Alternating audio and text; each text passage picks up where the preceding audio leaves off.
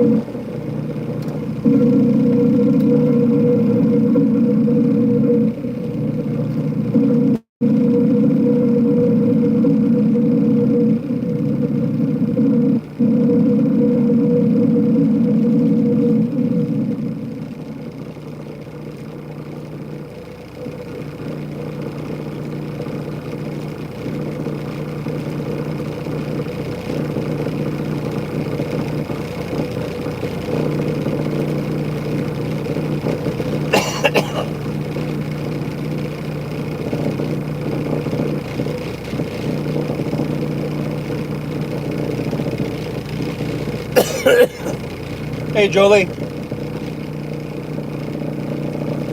Once I get rolling, hopefully it won't be so noisy in here.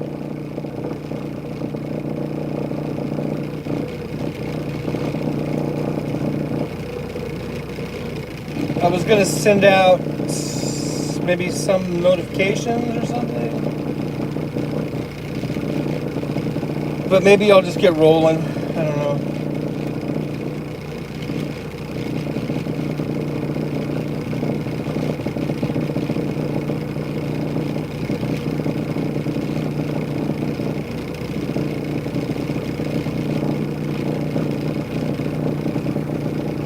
Rolling. I guess the camera's okay in that position. Alrighty. Okay, Jolie. I'll leave that to you. So yeah, I'm just gonna get going, and like as per usual, I'll be ignoring you guys, I guess. I think I'm just gonna put Randy Rhoads on in the background to listen as I go.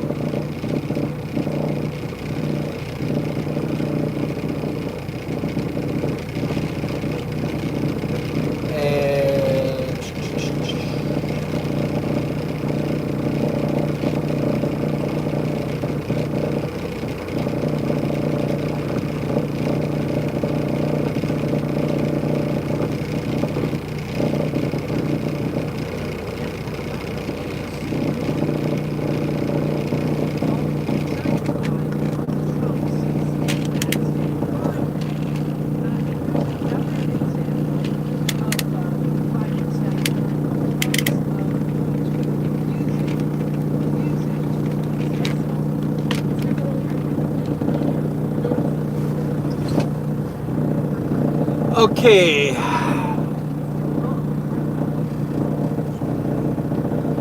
I'm gonna get rolling.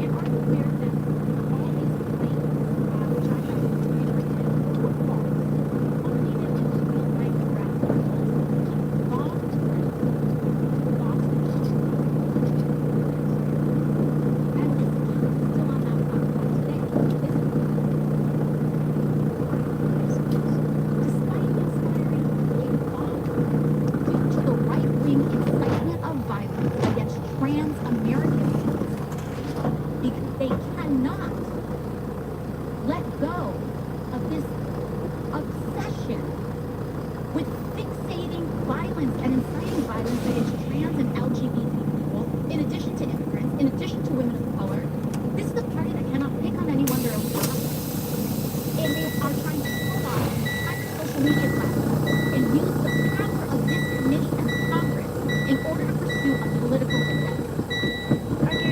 Everybody, who was on these platforms knows exactly what she's talking about. The crazy that goes on. All right, so, oh yeah, I didn't really give you a rundown, did I, Jolie? Violence against trans So we're just leaving Phoenix, right? Just because it's and they I'll be taking some surface streets to Interstate 10,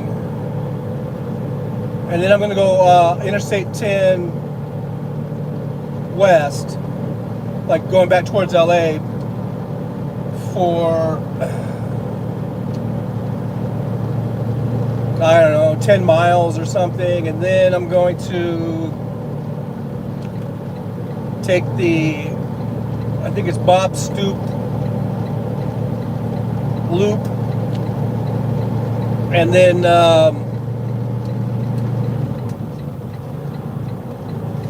it's like the 303 loop or whatever it is, and then take that up to, I think it's US 93. I should know it. I know I've gone this way a million times. I'm pretty sure it's US 93, and that goes up into Wickenburg and Wiki Up and Giddy Up. Well, there is no Giddy Up, but there should be. And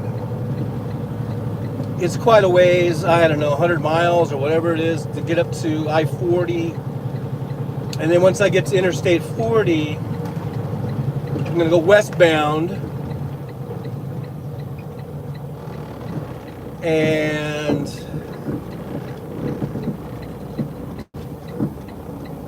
for a little bit,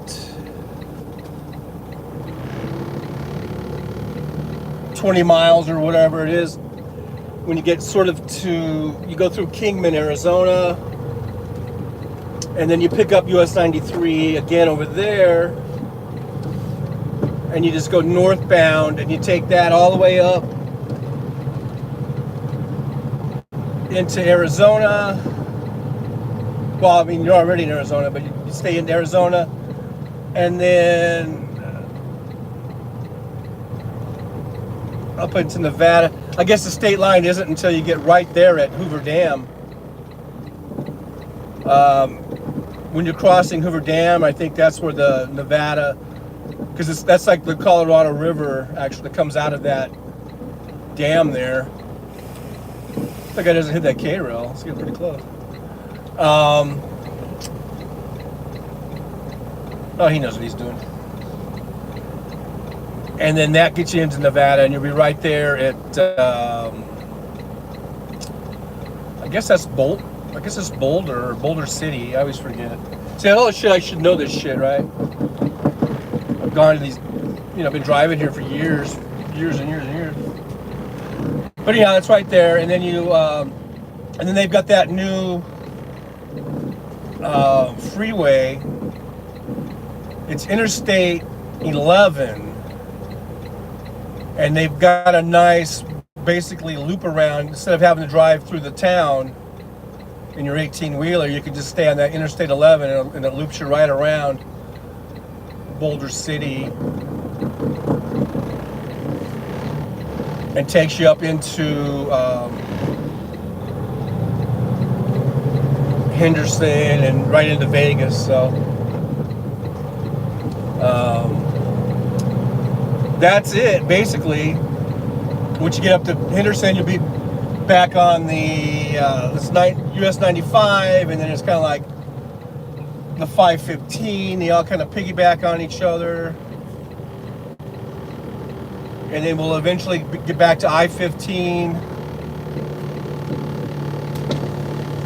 and go up into North Las Vegas. I'm just going to take it to the Schneider Yard over there.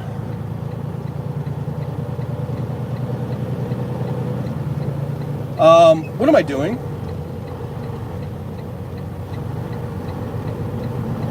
Wow, that was weird. It's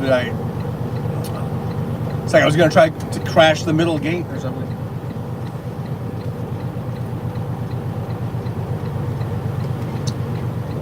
I'm gonna check out again.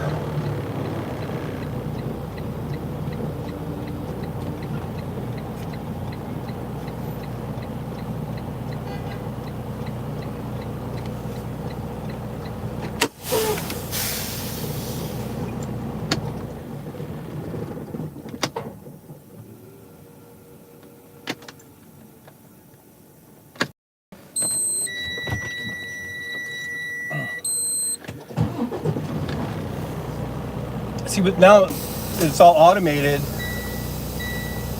I guess I don't have to talk to anybody. And usually there's a green light.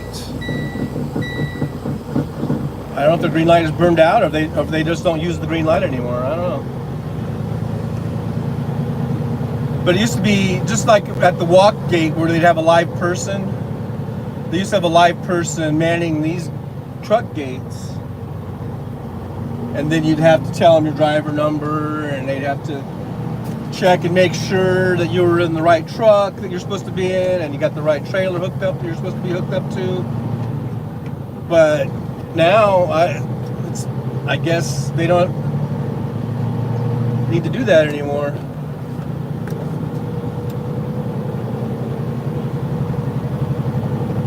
Because, I don't know, they opened the gate. I thought that, I'm pretty sure that means, because it used to be, you give them the driver number, they would check it out, make sure everything's is the way it's supposed to be,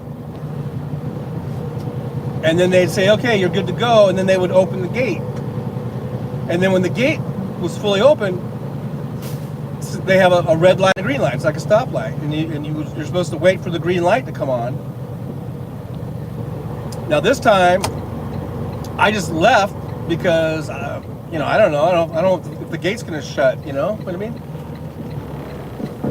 When you don't get that human interaction, you're just dealing with a computer. It can get a bit confusing, I guess. So here we are back on Lower Buckeye. This is where I walked earlier. And I'm gonna wait until it's completely clear, because I'm in an 18-wheeler and I don't want to cause a ruckus. You know what I mean?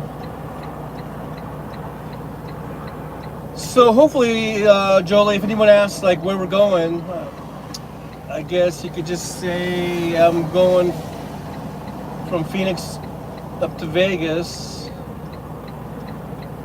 up through Kingman. I don't know. I don't know. That was a lot to throw at you. I forgot to write it down on Discord for you.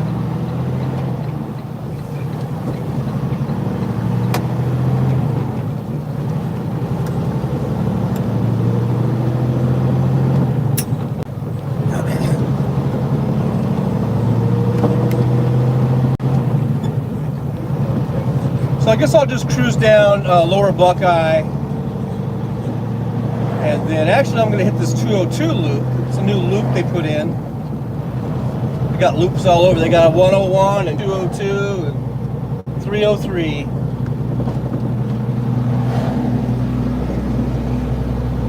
And so we'll go down here. It's just a few miles down here, a couple miles probably to the 202.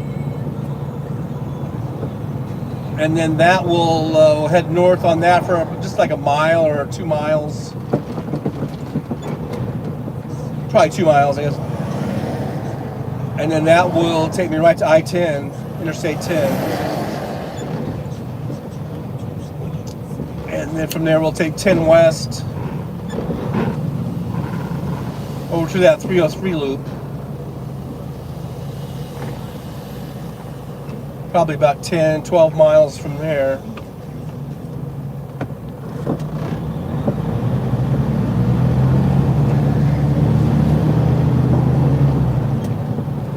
Hopefully we don't clank mirrors with this guy.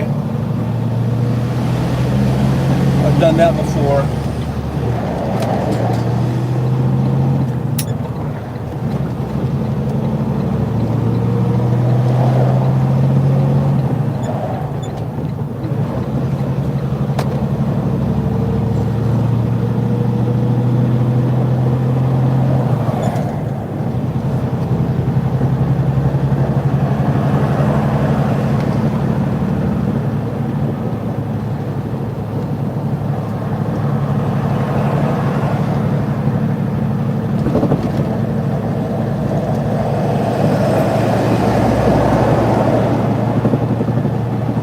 nice day today.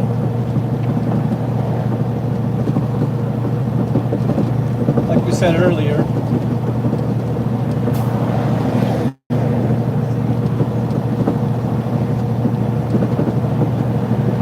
This is the perfect time of year to be here. You know, like I said earlier in the other live stream earlier about you know, how it gets so hot here in the summer and everything. And like right now, it's pretty nice. That's why you get all this. You get a lot of snowbirds that come down out of the really cold regions, and they have trailers and RVs, and they come down. There's a lot of communities. There are these really seasonal, you know, snowbird communities. And they'll be here for a few more months, probably till to spring, you know, March, April, probably maybe May, because it'll start warming up. You might even have some 100-degree days in May or April, or even the 90s and stuff. But you'll also have cool days, and you also have your evenings that still will get reasonably nice, you know. It really is unbearable in July and August and September too. So, and by then all the snowbirds, they're definitely gone by then. And they go back up north, which is it's a good thing. It's a smart thing, you know. I think if you can do that, if you're able to do that, then why not? You know.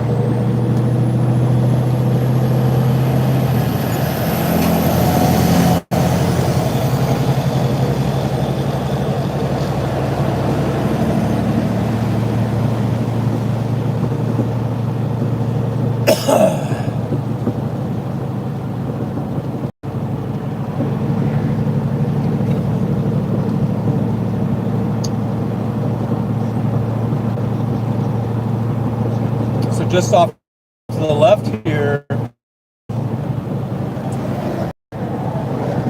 is where I delivered last night. It was just the Marshall's, I guess, distribution center or whatever. On the left-hand side here.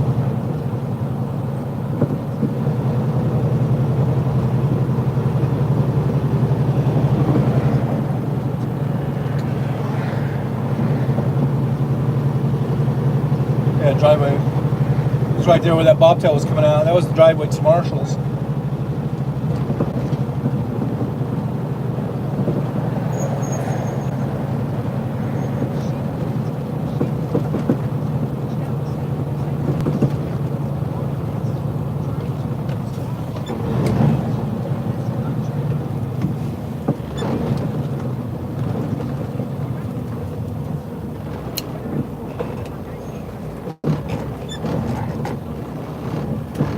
Yeah, so we got the 202 coming up here.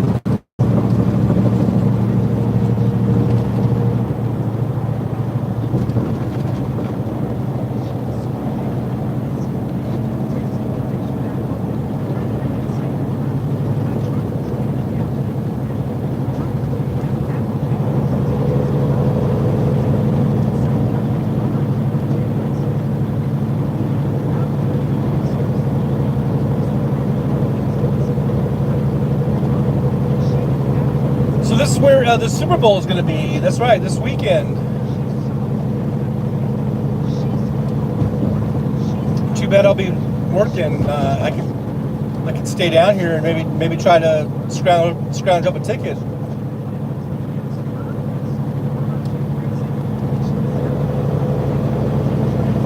Well, I got to work.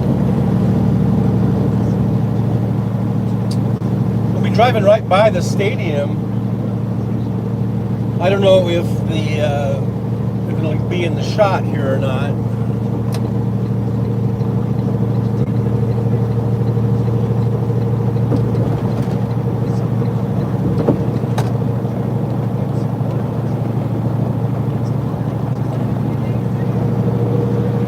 But believe me when I tell you, we're driving by it. We're going to be driving all around it. I'm going to be driving by it on the 10. And then when we're on that 303 loop, I believe we'll be just going around it that way too.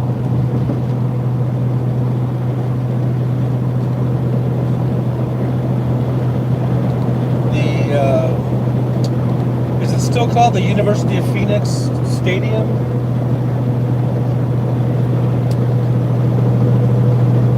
Or did they change it? They change the names of these stadiums all the time, so much now. I can't keep up with it. Hard for me to keep up with it.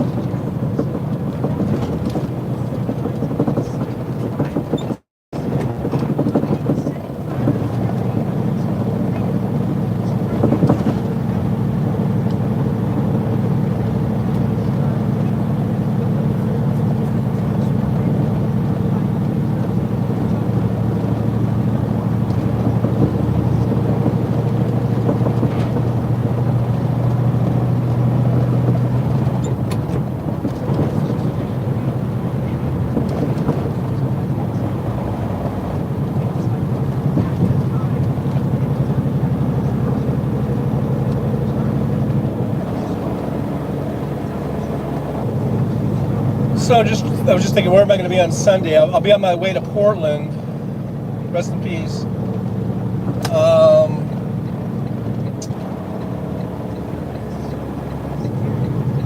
I think I'll have time. Maybe I can just get an early start on Sunday driving. And then where I can just stop, because usually the game usually starts at like 3:30, 4 o'clock.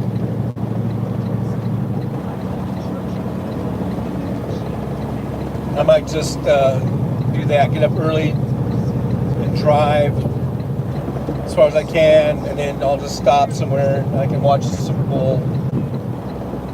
I'll probably just watch it in my truck on my iPad. That's what I've been doing. You know, either I do that, or if I am someplace, say, that has a big TV, you know, a restaurant or a bar or something, that I can go into and watch it.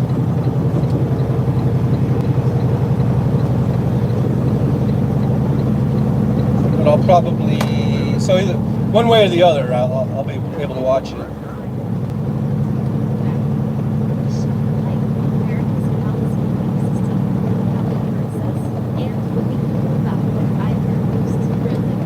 And I don't really like, you know, either team. What is it? The Chiefs and the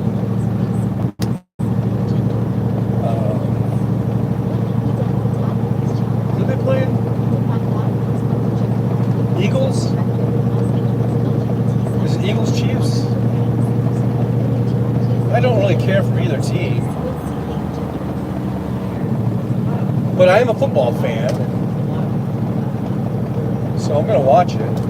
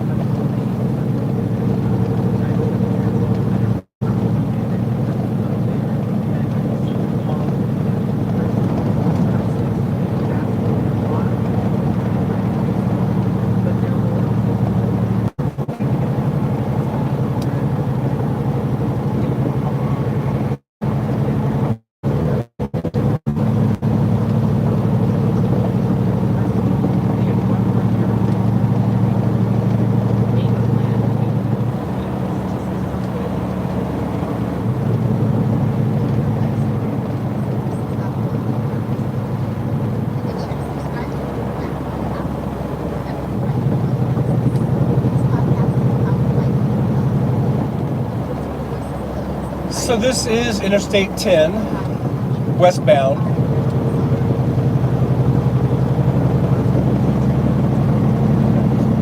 And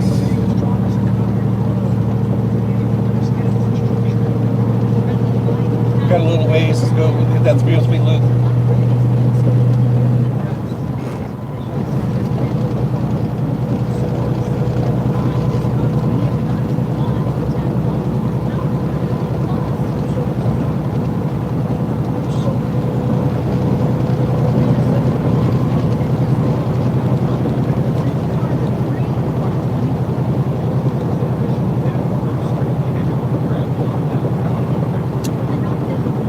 Now on the way, there definitely are some dead spots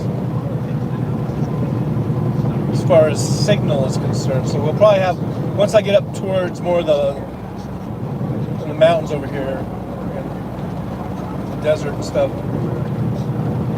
you might have some signal interruptions. Most of them will be pretty short, you know, like usually it's just a few seconds.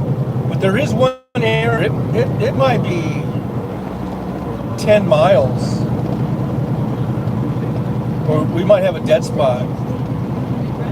So I'm not sure what's going to happen there. If I can just reconnect.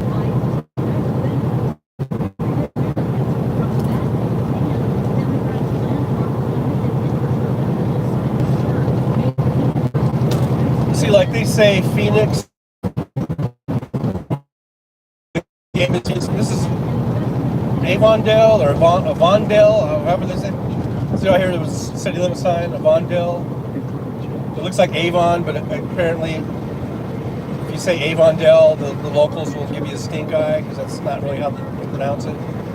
I guess it's Avondale, Avondale, I don't know. And I think where they say the stadium is, I think they say it's Glendale. So they have all these little, I don't know, what do you call it, suburbs, whatever, Phoenix.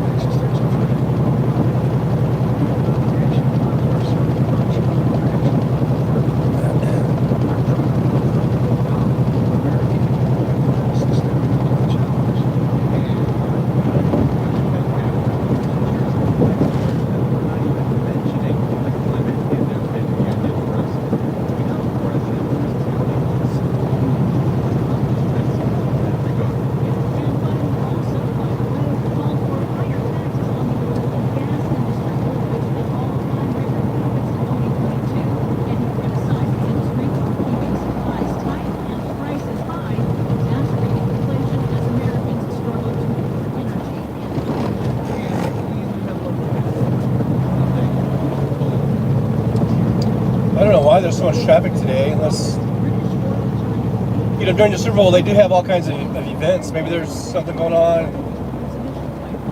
I don't know if everyone's going over there or what.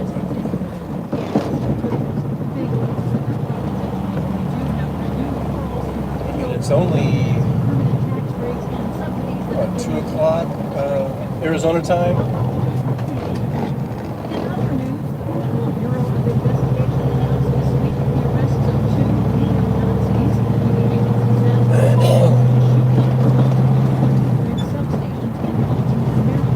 Did I go in the right time today?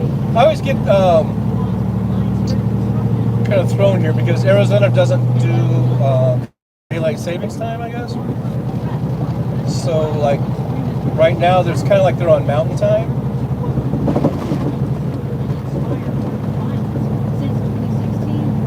I think I started at the right time the other day. Or, you know, it was late, but...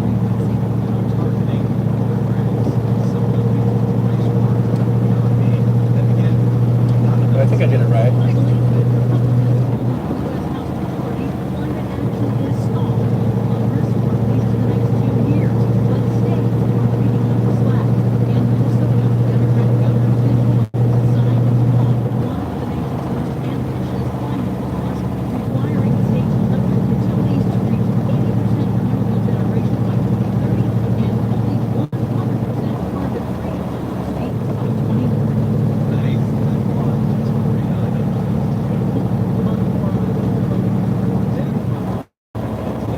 see, now we're in Goodyear,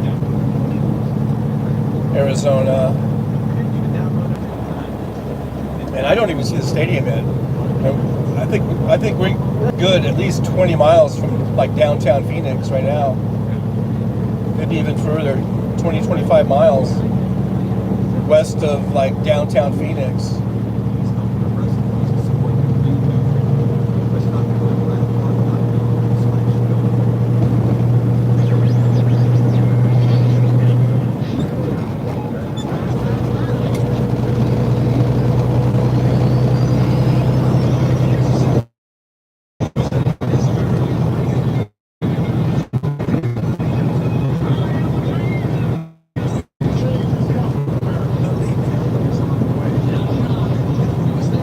Help is on the way. Ding.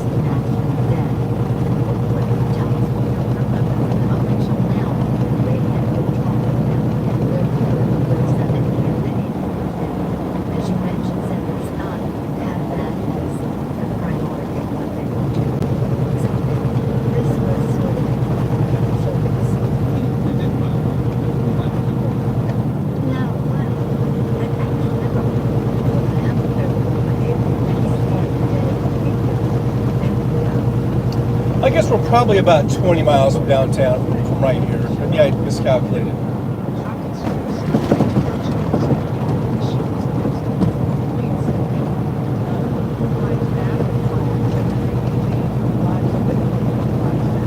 But I don't think we're still here. I don't even see it.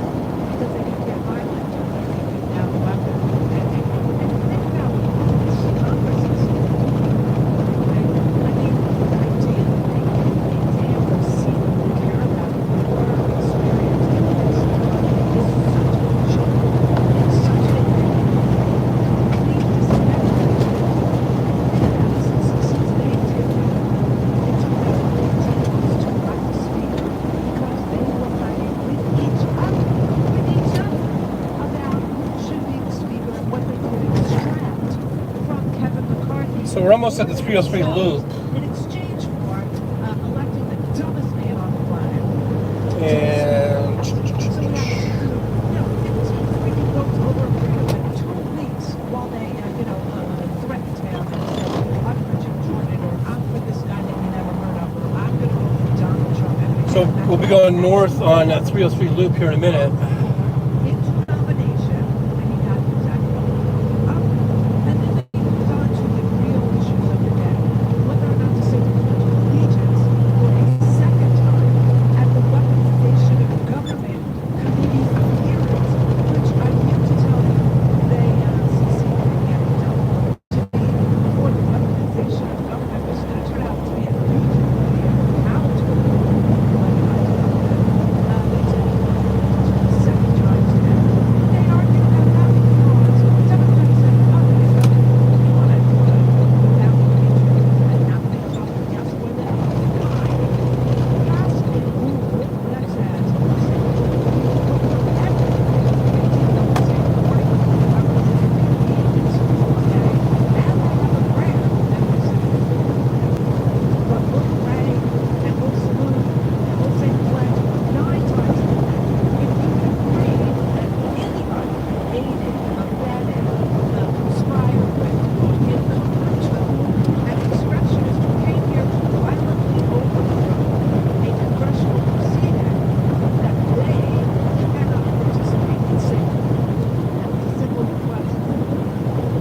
Maybe I'm getting my loops mixed up. Maybe that stadium. I think the stadium is actually back at the 101 loop, which is much closer to downtown.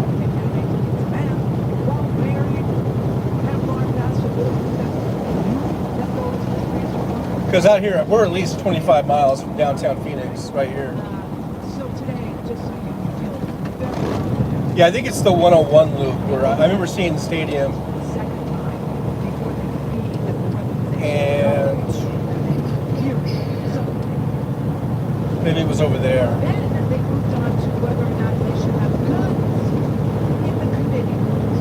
Which is probably only like probably less than 10 miles from downtown. A few miles.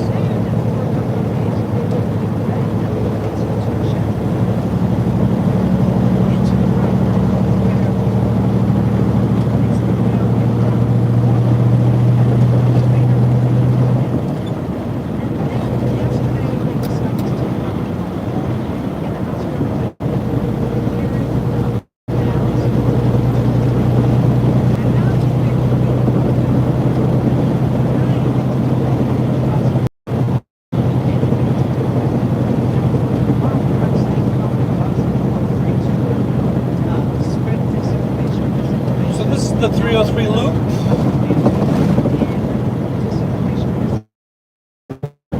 It just sort of loops around.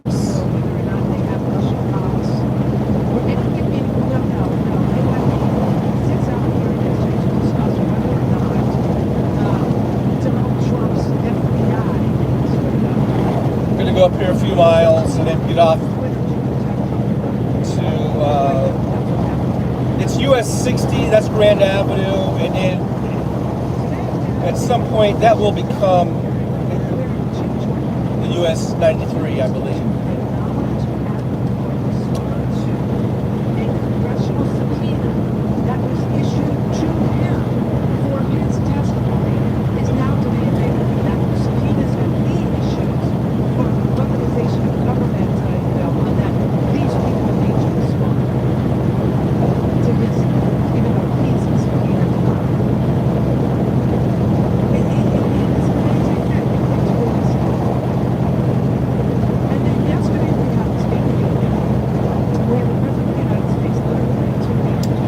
So as you guys know, when I'm driving, I really cannot see the chat.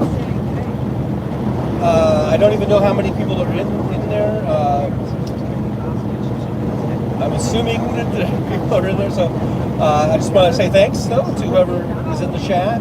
And thanks for coming along on the ride here. We're in Arizona. We're in the greater Phoenix. This is Glendale or whatever the hell. We're in the 303 loop up by Litchfield Field, and I'm headed north on my way up to Las Vegas, baby. Vegas, yeah.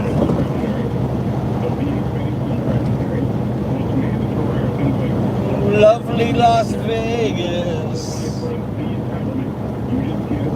See that big baby over there? Isn't that funny? They got a big, giant baby in the field.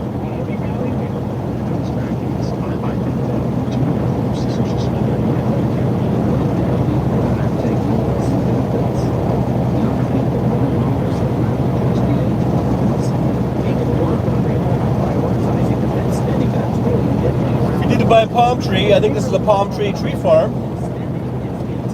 Off to the right there. Yeah. 602-938-MOON, I believe is their phone number. You can order yourself up some palm trees. They probably deliver all over the country, I bet you.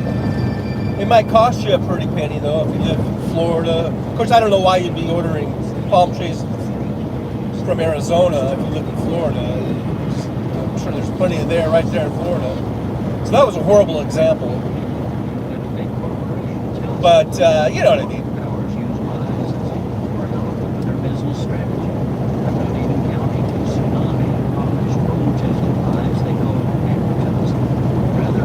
Lots more industrial warehousing out here. These are all, most of these are really, really new.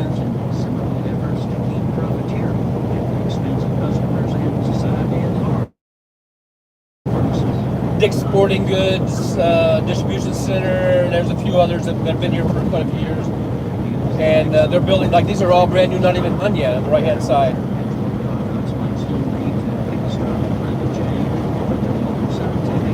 But we just passed the Walmart DC. They've got or at least it's the Walmart warehouse. I don't know if it was actually a DC or not, but there's like UPS had a big facility back there. I'm surprised we didn't pass a few Amazons. There's usually, they usually have, it seems like at least a half a dozen to a dozen different warehouses in just about any major city in the country.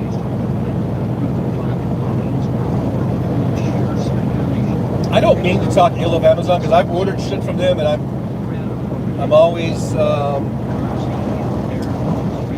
been pretty satisfied with really quick delivery, and the things I've ordered have been pretty good stuff. I guess I've been happy with it. I've only ordered maybe 3 or 4 things I guess in my lifetime from Amazon, and I think I've always been pretty well satisfied with it. And the delivery is always really fast and quick. I don't know why I seem to have this sort of I don't know if it's animosity towards Amazon or what, but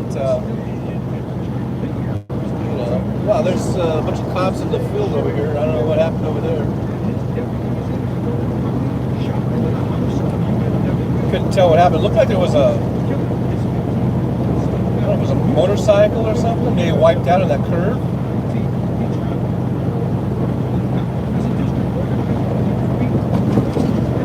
Couldn't really tell.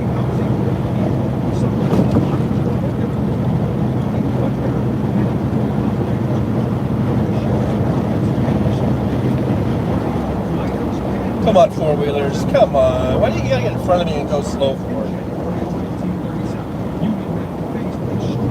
It's pretty sad if you're holding up an 18-wheeler. You can't even go faster than an 18-wheeler. It's a sad day indeed.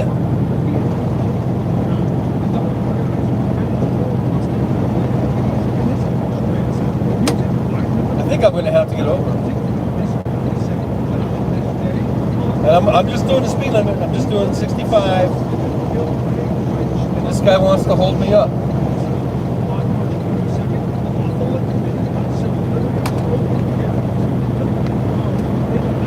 I mean, it's a sad day if your vehicle, your four-wheeler can't even go 65.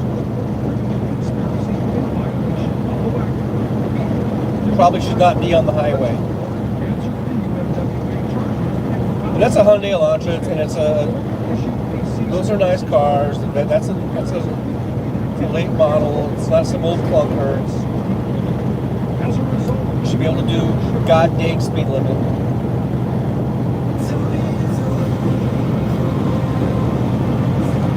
In my humble opinion.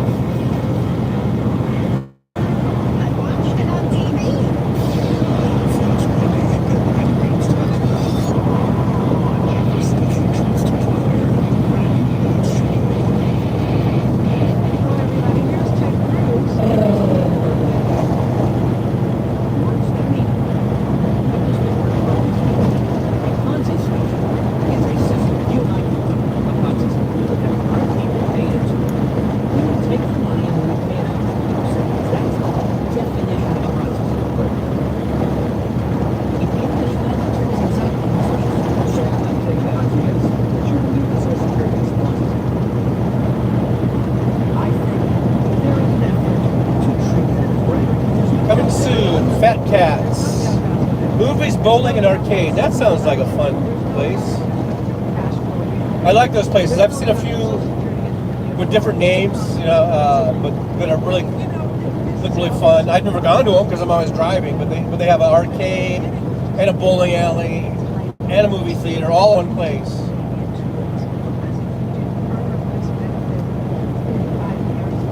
Oh, great. I think I just saw a fly inside the truck. But they're just going to say, I hate when there's a fly inside the truck. so we get to take it from you because it was illegal to begin with. Okay? And then fake their outrage when they're called out about about Social Security and Medicare. Here's Rick Allen. He's a house member from Georgia. Craziest people on earth. I have to say, this particular Congress, craziest people are from Georgia. The one who was more about being Colorado's district down that way. Okay, otherwise, Georgia. So here's Rick Allen from Georgia saying, hey, listen, people want to work longer. We ought to raise the age for Social Security and Medicare. We ought to, accommodate them. We ought to raise the age to meet them where they are. They want to work longer. No, they don't want to work longer. They have to work longer, you dumb shit.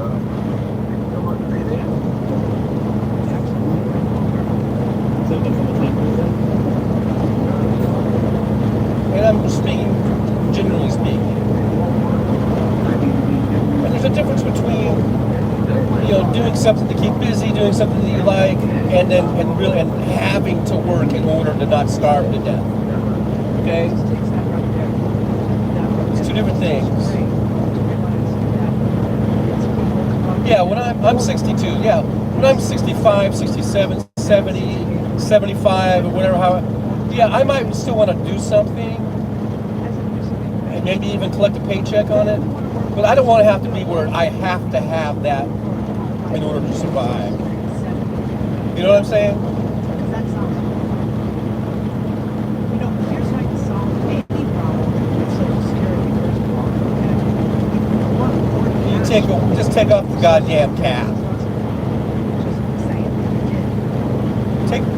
Remove the cap. Everybody pays into it. And it'll never run out of money.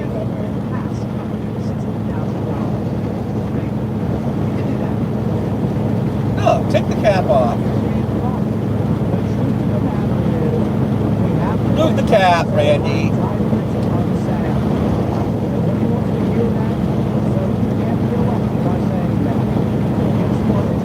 I can feel the wind, and I am empty. By the way, I'm deadheading. So if it's kind of windy, if it gets too windy, I'm going to have to stop and park somewhere. Which kind of sucks. Because I really want to get to Vegas tonight, and I want to get a room, and I want to, walk around a little bit down here in Vegas.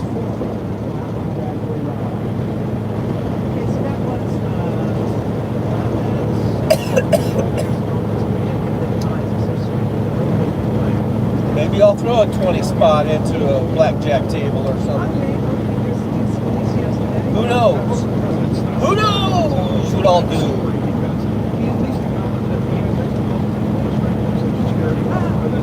Who knows where I'll be broadcasting from next? Let me know if you guys like these drive-alongs, and if leave a comment in the chat. Do you think I should do them like every day? Should I just do Tuesdays and Thursdays? I was thinking about maybe just Tuesdays and Thursdays, and maybe on the weekends. Is it like the more the better, or is it like too much? Are you getting tired of it? You think it's stupid? Let me know in the comments what you think. If I should just, if you enjoy these, I should keep doing them, or what? Just like some feedback.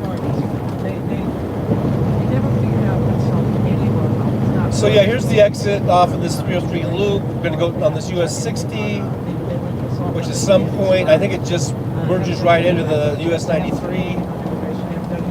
And we will take that all the way to I-40. And then US 93, I think, piggybacks along I-40 westbound. We're going to go westbound over to Kingman. And then from there, like downtown Kingman, we'll head north up to Vegas. country low right now, today. 3.4%. GDP is around 3%, which is what Donald Trump said he needed to lower the taxes of billionaires to get to 4, maybe 5% GDP. Never got there. He never got over 2% GDP. Never. We're over 2% Yes, 'cause he GDP sucked. now, but Steve Scalise wants to blame Joe Biden for breaking Social Security. Now,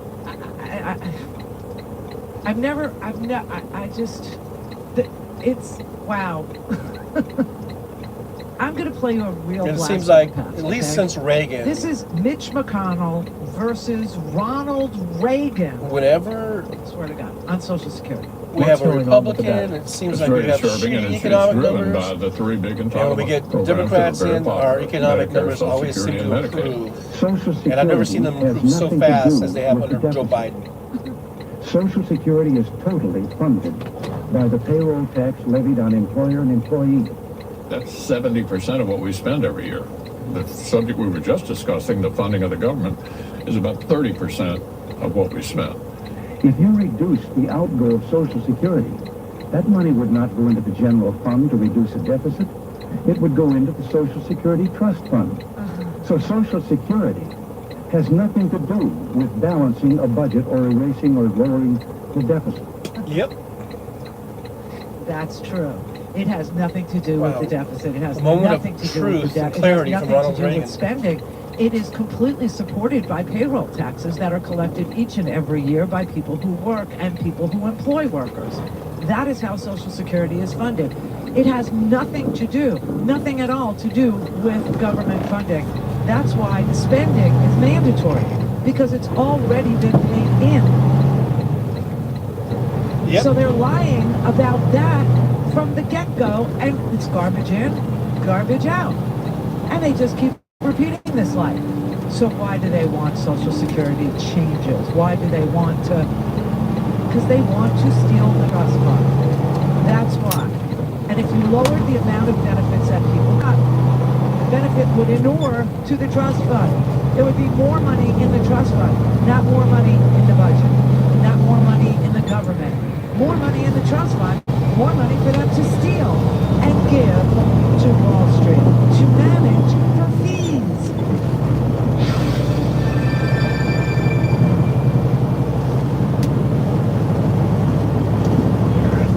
It should be more money in terms of payments.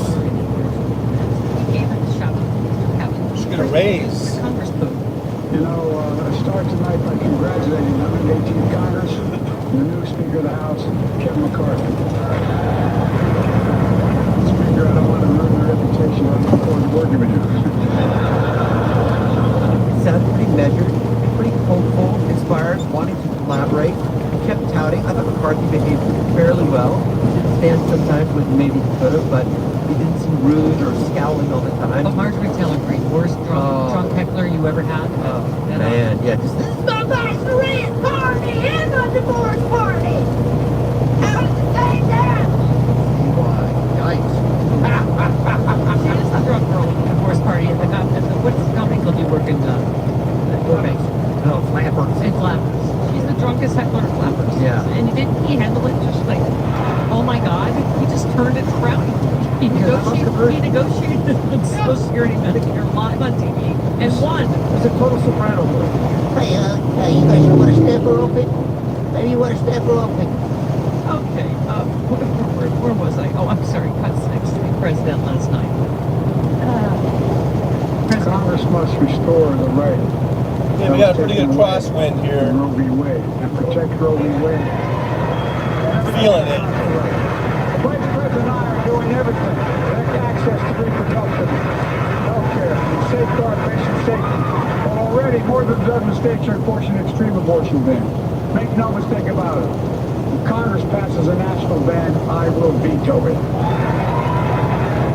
I was saying earlier, there's a far-right Trump judge that might be able to ban the abortion bill in all 50 states. This is why elections matter. Yes. Hear all this and more on the next Stephanie Miller Show. The evidence described by my colleagues today and assembled throughout our hearings warrants a criminal referral of former President Donald J. Trump. Assisting or aiding an insurrection, conspiracy to defraud the United States, obstruction of an official proceeding, and conspiracy to make false statements. It believes there is sufficient evidence for 2 others. Conspiracy to injure or impede an officer and seditious conspiracy. Those in favor say aye. Aye. Those opposed, no.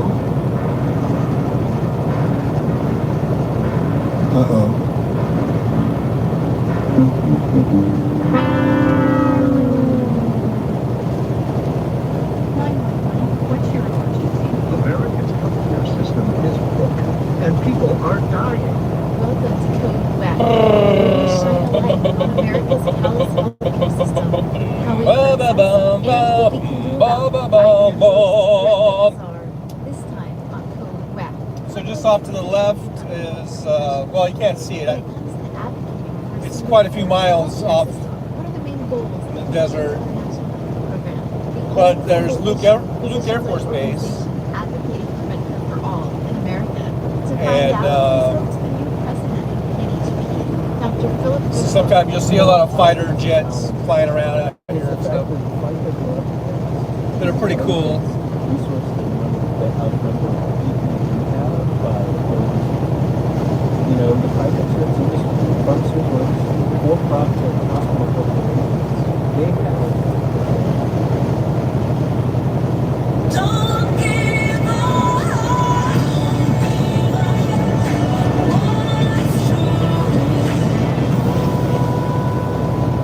Call in, connect. To speak to Randy, call 561-270-3844. 561-270-3844. I wonder what you think on policy where the president basically is, this is what he has to deal with. And for folks who don't follow it every day but watch the State of the Union, it's kind of a reminder of, hey, you reach across the aisle and this is what you get sometimes.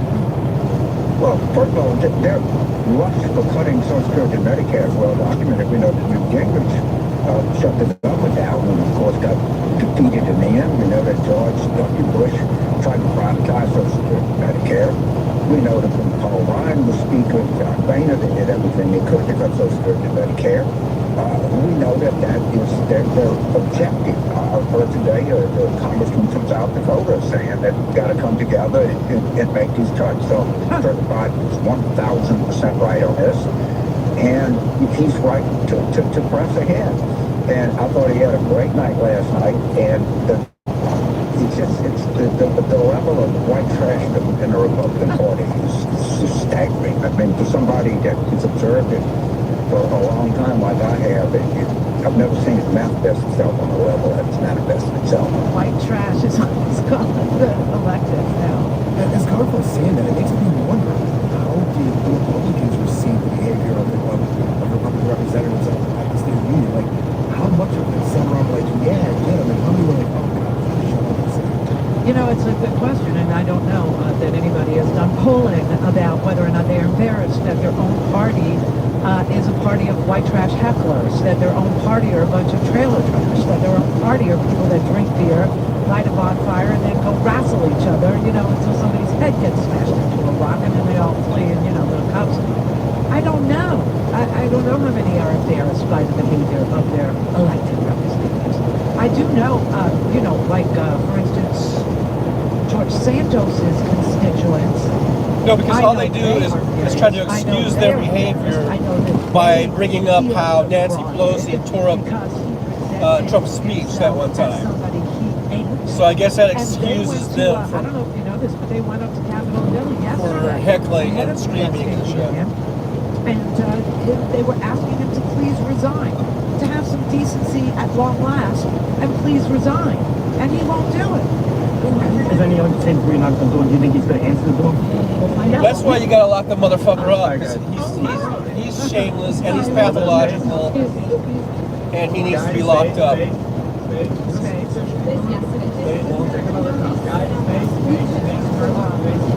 know, just want to make it clear that we're here concerning citizens of the year 3, encourage for America, that we are not controlled to lies, the seats we want to vote to expel. We want him to respond to us. We sent over different meeting requests and would not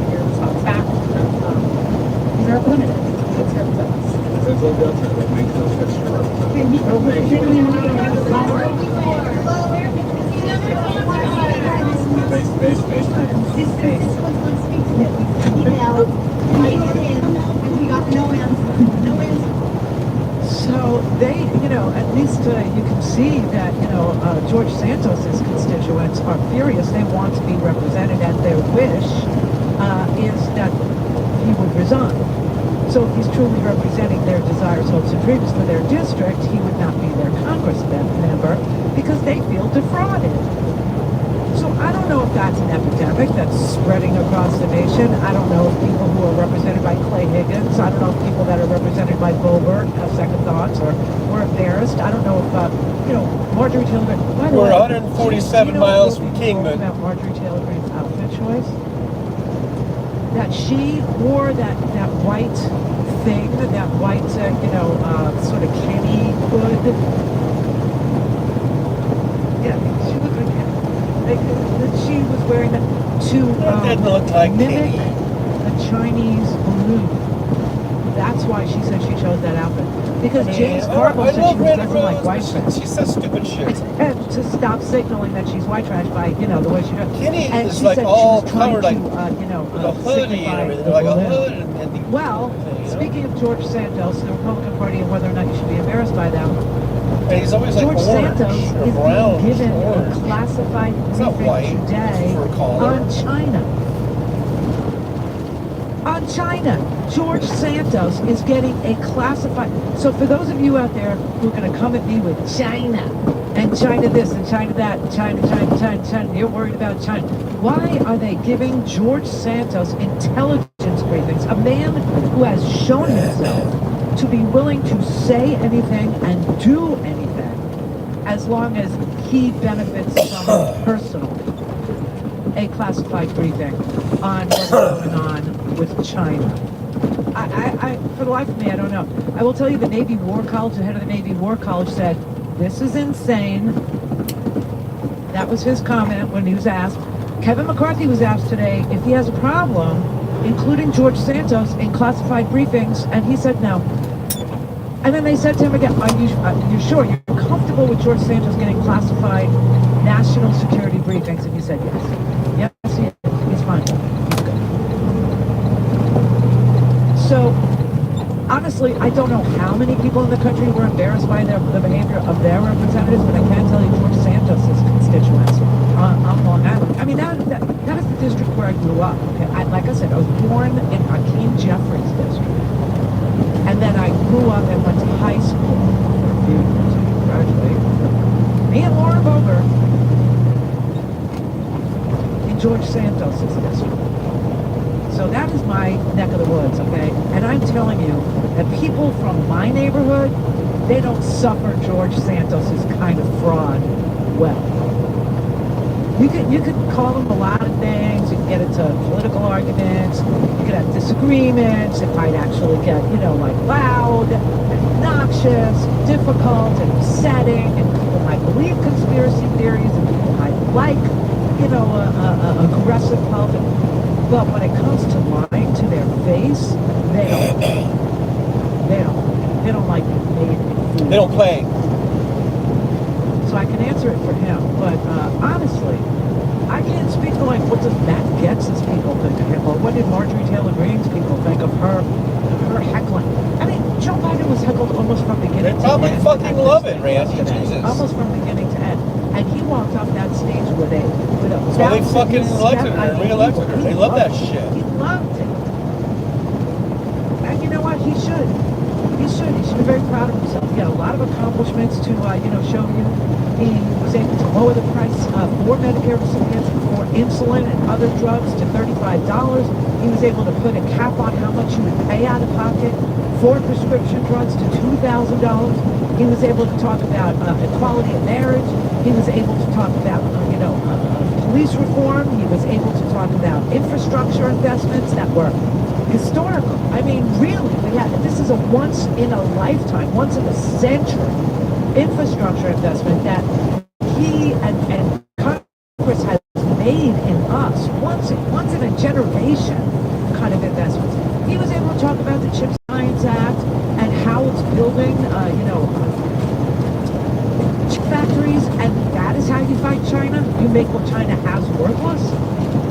don't stand up on stage and go, China. And she's my best friend. But China. No, you actually do something to compete with them. In an arena where they've had free reign.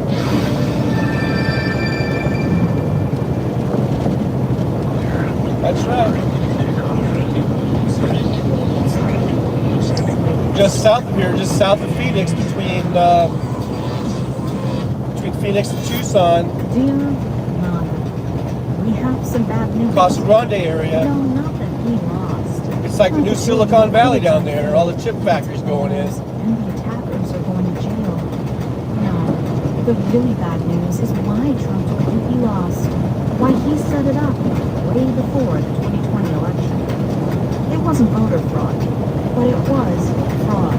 Trump told you the election was stolen to rip you off, to sucker you, to take your hard-earned money and shovel it into his pockets. He spent it on himself, not to take back the White House. It was the biggest scam in political history. So it's we're in the desert, desert. The shaky business empire and lavish lifestyle going. Up here a little ways, we'll be going through a Joshua Tree forest. It's you. It's kind of interesting. To get the handful of rebels who just vote president, see right there, you look close at that phone and say, There's only a few places in the whole world where Joshua trees grow. Apparently they grow in Israel.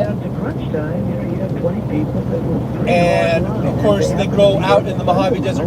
This desert we're in here, this is not the Mojave Desert. I believe this is the Sonora Desert. But the Mojave Desert is west of here, and that's where I'm from. Victorville, Apple Valley, even all the way up into Vegas and stuff. I think that's all Mojave Desert. And you've got Joshua trees all over there. Then over here, this is Sonora Desert, I believe. And you have more of your, like, those tall, like, those saguaros and type of cactus. Like the one you see on the right-hand side, you can see that one. Over where they were going to leave, and I think that if they left, that's mainly what they have. Those are not Joshua trees. Those are like saguaro or something. But up here a ways, I don't know that this maybe, ever would have I'm not sure, 40, 50 miles up here, there is this Joshua tree forest. There's this little section, I don't know how, when I say little, I don't know how many square miles it is or whatever, but where all of a sudden a bunch of Joshua trees live. 517. And I believe that's only like the third place Certainly this number jumped off the page. in the world that they grow. That's the highest number since February of 22. So how's that for some here, I'm sort of speechless. some facts? So 3.4%. some interesting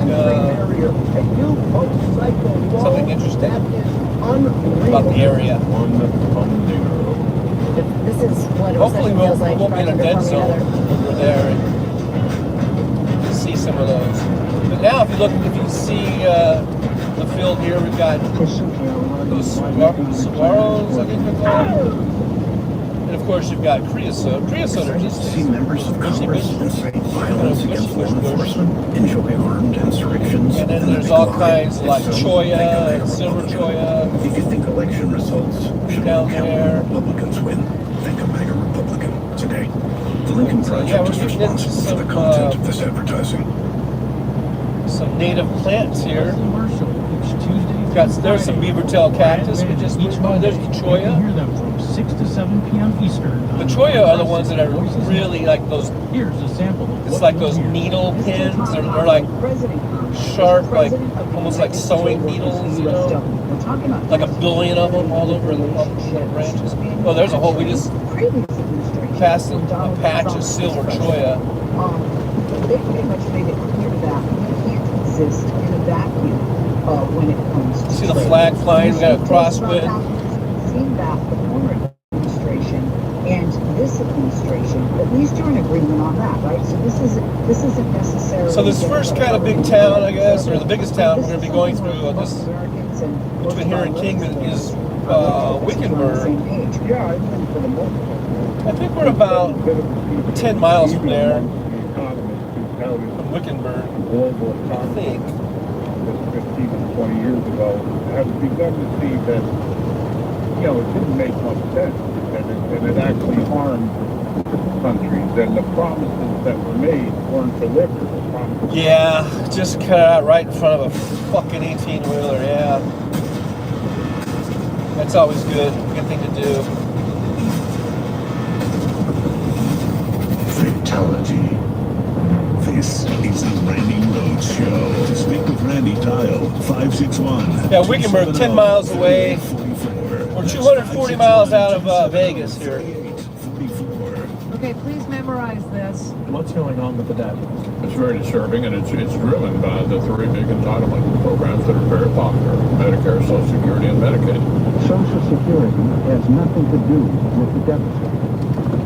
Social Security is totally funded. Well, by the debt and payroll deficit are tax two different levied on things. employer and Let's- employees. That's 70% To be of fair. what we spend every year. The subject we were Debt just and deficit are discussing, two the different funding of the things. government, is about All right. 30% of what we spend. If you reduce the outgo of Social Security, that money would not go into the general fund to reduce the deficit. It would So go Reagan's into the talking about Social Security deficit. Trust fund. So Social Security has nothing to do with balancing a budget or erasing or lowering the deficit. Just memorize that, okay?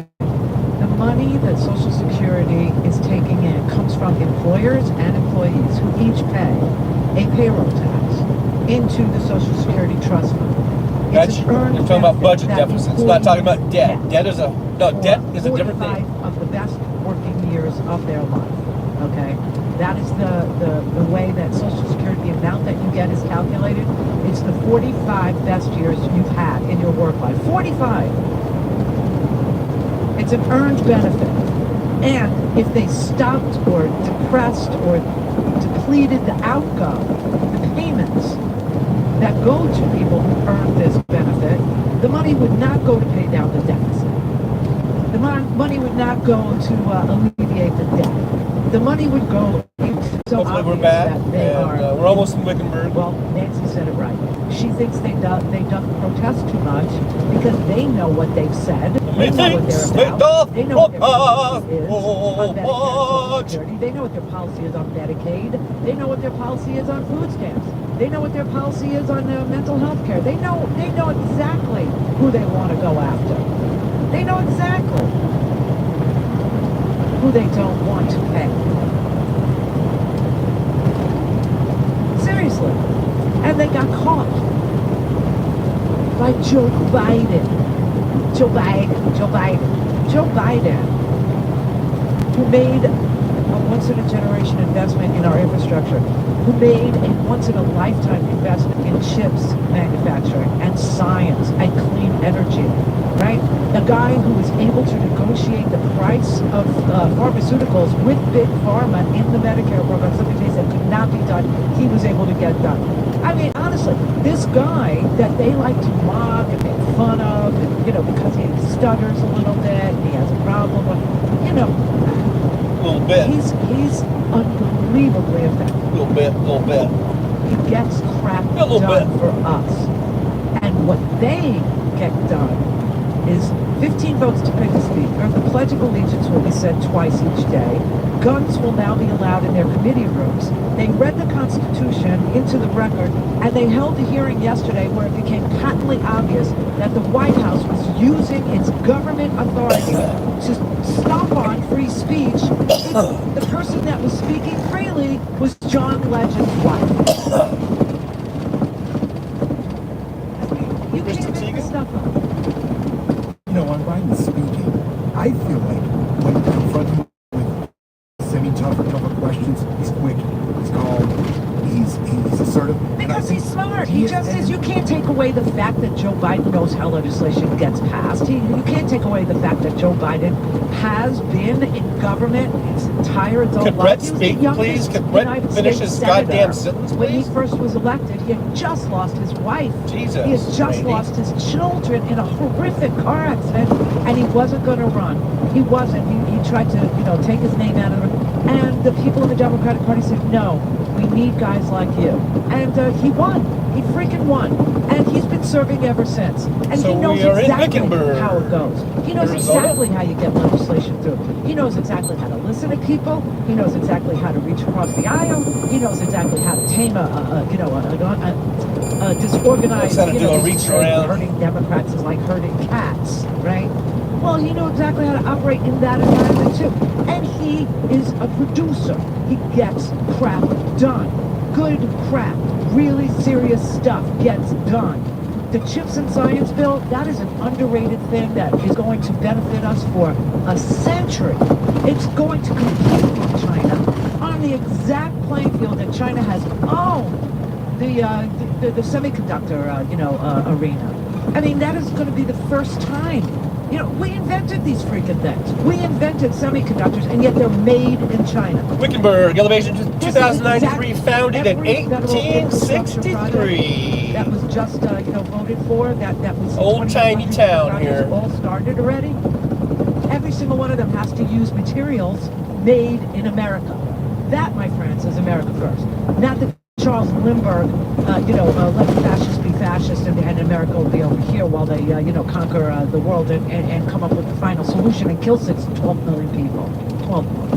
6 million Jews and 6 million who love them. I mean, honestly, America first really does mean using American made. And, we're doing it. They are so fearful of him because he's effective. And because he's smart.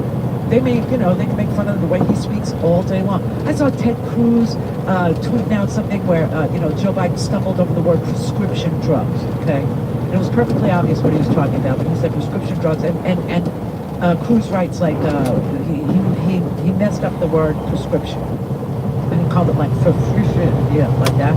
And so Cruz writes it out, FFR, whatever. Hey, you can make fun of him all you want. I don't pay more than $2,000 a year out of pocket for prescription drugs anymore. Thank you, Joe Biden. He's unflappable. My mother isn't going to pay more than $35 a month for insulin for a 100-year-old drug. Thank you, Joe Biden. You see chips factories, you see green projects in your backyard. You see them in red states, which is where he put them to help you, to show you that he was going to be president for all Americans. Say thank you, Joe Biden. That's right. Dude, they are scared of him. They really are. They're terrified of this See you at the man. ribbon cutting ceremony. That's why they yell. That's why they scream. That's why they mock. Dude, you don't have a turn signal? And bully. Really? Come on, dude. Don't be so fucking lazy. Turn on your turn signal. God damn it. Lazy ass. So yeah, this is Wickenburg. And now we are on Welcome to Code Wax, US where we 93. shine a light on America's callous healthcare system, how it hurts Headed us, north. and what we can do about it. I'm your host, Brenda Gazar. This time On up Code to Wax.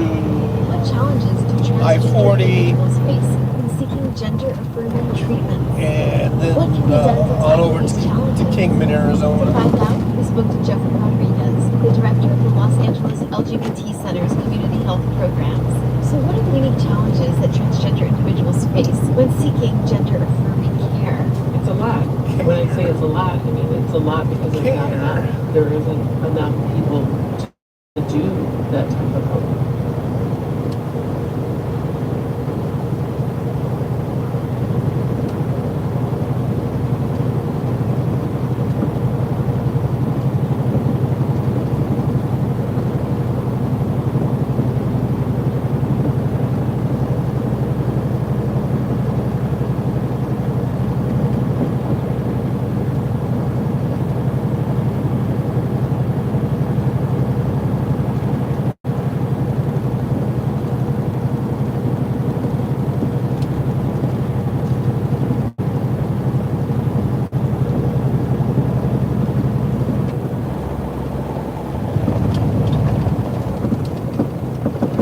Here we got roundabouts. We got like 2 or 3 roundabouts the next few miles here. Always kind of a hassle on an 18-wheeler, especially.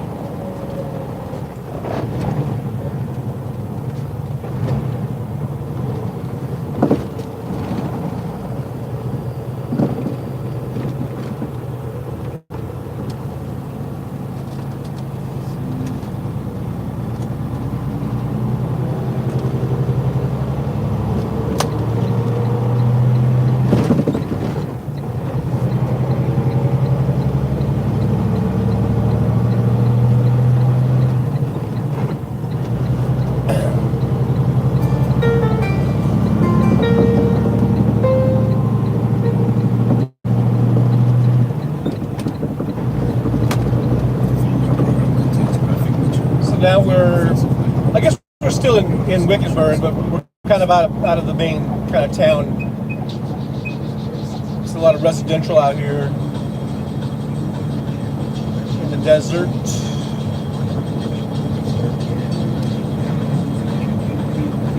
All she's got to do. He's ready for another show.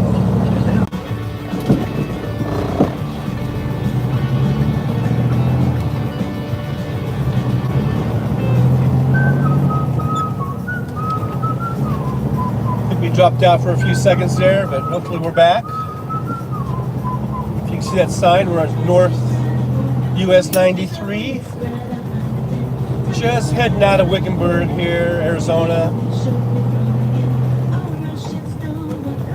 On my way to Kingman. Well, I'm on ultimately to Vegas, but we're going to drive up here to I-40.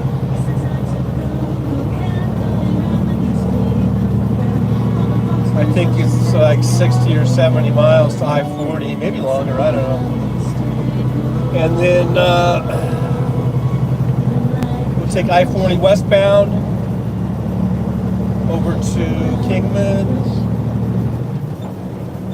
And then we'll go down to US 93 exit there on, is that Andy Devine Boulevard or whatever the hell it is? Or Andy Devine might be the one that's up by the Pilot, or the Flying J. But anyhow, from there we'll be taking 93 north. The parody project will help from the Freedom Toast. And walk like a drunk Russian. Heading on up to Vegas. You know, and I actually wanted to play a parody of the Burt Bacharach song for good reason. But then I came across this map today. Did Burt Bacharach die or something? Why do I keep hearing about Burt Bacharach today? The map that Russia is now putting out is I know the guy's in his 90s, so soon to be in schools. maybe he died? Did he die? I don't know. I hope not, but Translate the city names. I keep hearing people talk about Burt Bacharach, but I haven't heard him say why they're talking about him. Now identified as Russian. Or they mentioned his name. This is just so wrong. Leave that in the chat, and then maybe I can somehow see the chat later. Welcome to Friday Eve. Did Burt Bacharach die today? Say, and don't just say yes or no. You have to say, I'm just still because otherwise I won't know. Maybe I might not know. Later on if I look at it. Still a little sleepy. You might have to say Burt Bacharach And I'll tell you, did die today, or you might have to say no. Burt Bacharach is still alive and kicking. Burt Bacharach died today. Oh, he died today. Okay, never mind. He provided the soundtrack. But the guy's in his 90s, come on. You're not going to live forever. I got to meet him once, and I'll tell you about it after. This may get me. This guy was coming over. Take a chance. This Burt Bacharach.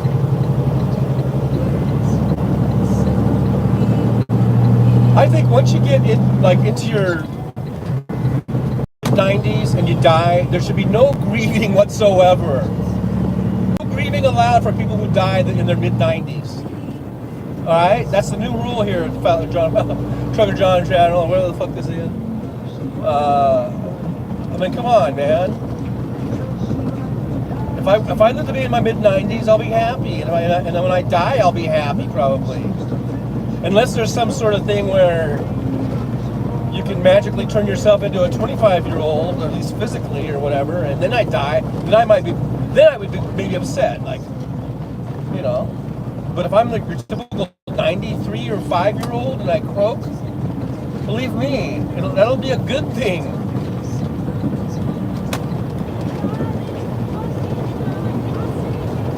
So you know, yeah, but I understand. You need time to honor their memory and, you know, all their accomplishments. That's fine and dandy. I have no problem with that whatsoever. But to be like grieving or something, no, you don't grieve over a 90-something-year-old dying, unless they were really, really, you know, physically fit and really out there just still living life to the fullest, you know, maybe that's a different thing. If the guy was on his deathbed and pain every day and, you know, like really, you know, had a really shitty quality of life going on, then it's for the best, people. It's for the best. Alright? But yeah, honor his memory, and she's Nicole's playing some of the songs here. He wrote great songs, had a lot of hits, and those are songs I remember listening to on the radio when I was a kid, in the 60s, you know, and early 70s, I guess, and then onward to, yeah, great songwriter. Dionne Warwick sang a lot of those songs. Great sound. It had very, you know, distinctive sound. You can tell a Burt Bacharach song, right?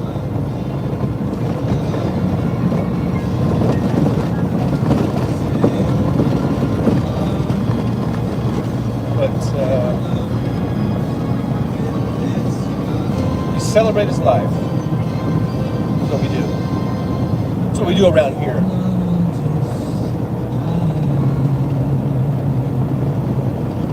Burt Bacharach, the greatest songwriter of all time. Again, with Hal David on most of these songs, but wow. And I could have kept that mix going for probably an hour.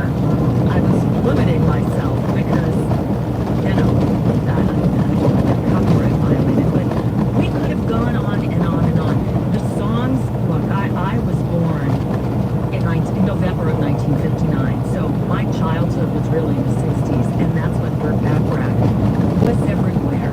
Yep. And those songs, just the memories come flooding, right? I got to meet him once when Burt Bacharach started collaborating with Elvis. I'm about a year younger than Nicole. I was working at a radio station in Los Angeles, KSCA. About 13 months, wow. Elvis Costello, you know, and Burt Bacharach formed this partnership. Well, it was a little bit after that Elvis Costello and Steve Naive, the keyboardist for the Attractions and the Imposters, both went on a little tour together. It's just the two of them, Elvis Costello with guitar and vocals and Steve Naive on piano, and they did 5 cities.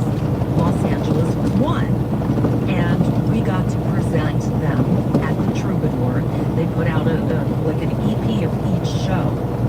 And so I went on stage and introduced Elvis Costello and Steve Naive, with one of the high points of my career. And then the Troubadour's green room, sort of backstage area, its green room, was off to the stage right, and then a flight of stairs up, and there's a room that overlooked the stage and the room. The Troubadour's a really small little club in LA on Santa Monica Boulevard. So I introduce Elvis Costello and Steve Naive, and I go up the stairs because I'm going to watch from up there. And there's Burt Bacharach. And I'm just like, and I go up to him and I introduce him to myself, and I'm like, hi, I just got to say thank you because I grew up with your music and I love your music, and it's meant the world to me. And thank you. I'm Nicole. I'm the music director. I do middays on KSCA, and he said, I know who you are. I listen to you every day. I love your station. Wow. Oh my God. That's I pretty died cool. right there. But so that was the one and only time I ever met Burt Bacharach. I did not get a picture with him. I wish I had. I wish I had asked him to come into the station and do an interview because he really was everywhere. And this is a big loss. He was 94 years old, so Burt Bacharach. Well, like I said, we're losing him, and all we can do is celebrate what they left behind. And thankfully, they left That's us what I said. music, and the music lives on forever. So yes, he was a class act, and I love that he and Elvis Costello actually did a bunch of stuff together. So yeah, how could you not? And I'll tell you something, his songs remind me of my mother because I'm that age, because I was a little kid in the 60s, and my parents weren't big into music, but of course it was Bacharach, those songs, and we could keep going. I mean, Dusty Springfield did. Do you know the way to San Jose? I remember that song. At some point today. Thank you. Thank you for the music. Thank you for we the have, a memories. lot That's not a real of bull on that today. truck, but it looks like a Yesterday, statue of some sort. Just mostly FYI. focused on the, a little bit on the State of the Union, a lot on Bruce Springsteen. Sorry, I can't help myself. And I didn't get to the hearing that happened yesterday. It was the first hearing of the House Oversight Committee, now under Republican control. And the hearing was, they had former Twitter executives as the witnesses. And I thought, okay, so they're going to do, Twitter. And they're going to investigate everything, all the accusations that are flying from both sides. I'm not saying that it's a both side thing, but accusations are flying from both sides. But no, this was not about Twitter at all. This hearing was the first of probably what will be many hearings dealing with, brace yourself, Hunter Biden. Oh, brother. Now, bear with me a second here. Hunter Biden, what a waste of time. President, has never been part of stupid the fucking campaign, Republicans, man. has never worked in the White House in any capacity, is not part of Benghazi. involved Hunter Biden. Bunch of bullshit nonsense. Now, did he, have drug problems? Yeah, that's fucking well waste documented. Is that of time, waste of our money. Republican Party, you were worthless pieces of fucking shit. He apparently, allegedly, no fucking use for you motherfuckers. Is that you're just dragging us down. That's all you do. You're like a fucking lead weight that just drags us down into the ocean. I have no reason to believe so.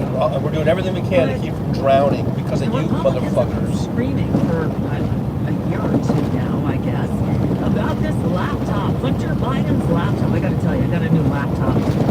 If it wasn't for the Republican Party over the last 50 years, and I'll tell you about this. We would be so much further and this ahead.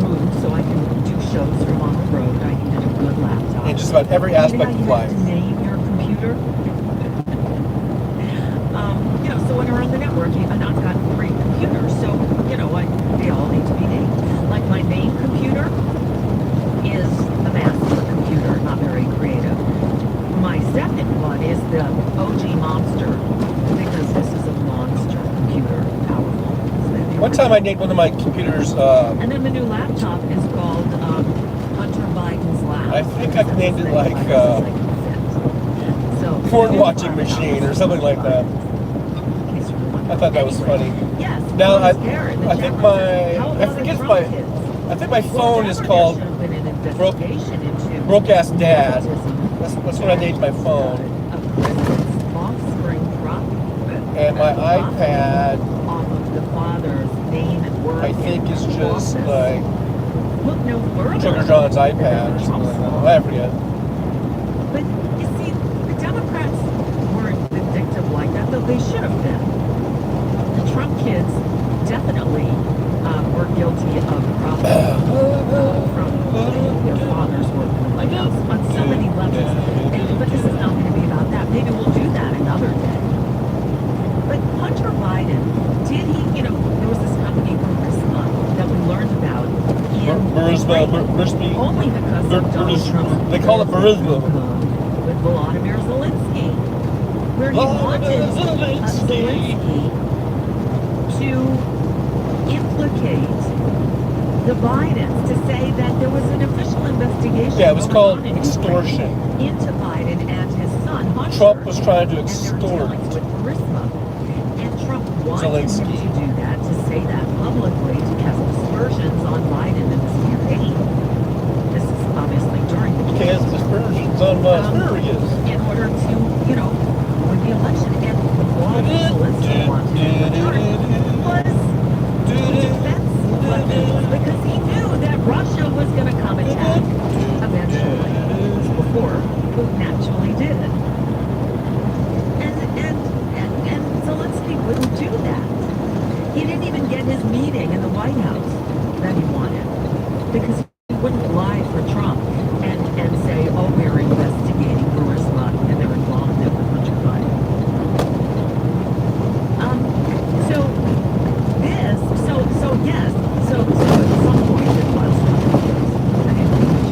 So yeah, I'm on US 95, 110 miles from Kingman.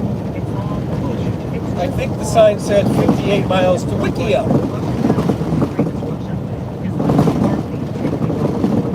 And we're on a very bouncy road, very bouncy road. Russia will not take over all of this territory that is Ukraine. Yet they're putting it on a map now. Are you kidding me? Anyway, I digress. So Russia sucks. Russia sucks. I have a video called Russia Sucks. You should look it up. Russia sucks. I made it about 8 years ago. So I'm not just bandwagoning on here about Russia. I've had problems with Russia for a long time. Russia sucks. Russia sucks. Russia sucks. Russia sucks. Go look it up. When you have, not right now because you're watching this road. You're watching this drive along thing here. After we're done, just put in the search bar there. Russia sucks. And I think I come up pretty much close to the top there. My video. So, look, the whole story about the laptop. It's me singing about how much Russia sucks. Russia sucks. Is there some of Hunter Biden's personal stuff on that hard drive? Yeah. What we've learned is there are pictures of him smoking crack and showing his dick. It's the Hunter Biden dick pics, and this It's is all stuff that's all been out already for a long time. We all know. You know what? The place to deal with that is not about Hunter Biden's drug addiction problems. The bad decisions you make when you're a crack addict, like taking dick pics and shit like that, and putting them on your computer or whatever you do, what you do. So, yeah, it's not like we didn't know about this shit. He's come out. And you know what? I deal with so that's he wrote a book about it for crying out loud. At the very end of the show. So let me share with you. Republicans are just wasting our time with this bullshit.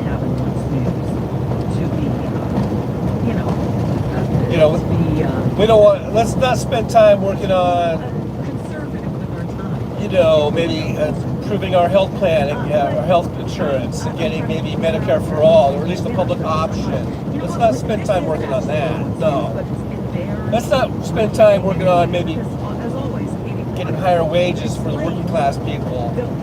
No, let's not do that. We're gonna spend time on energy on fucking Hunter Biden's bullshit. Tell us, Katie Porter, what's going on here? 4 seconds out, we just scored a 44. Well, I appreciate your indulgence, Chairman Porter, but I won't be. So today's hearing, and she's all the way over the left. Nearly 6 hours. I think I like Katie Porter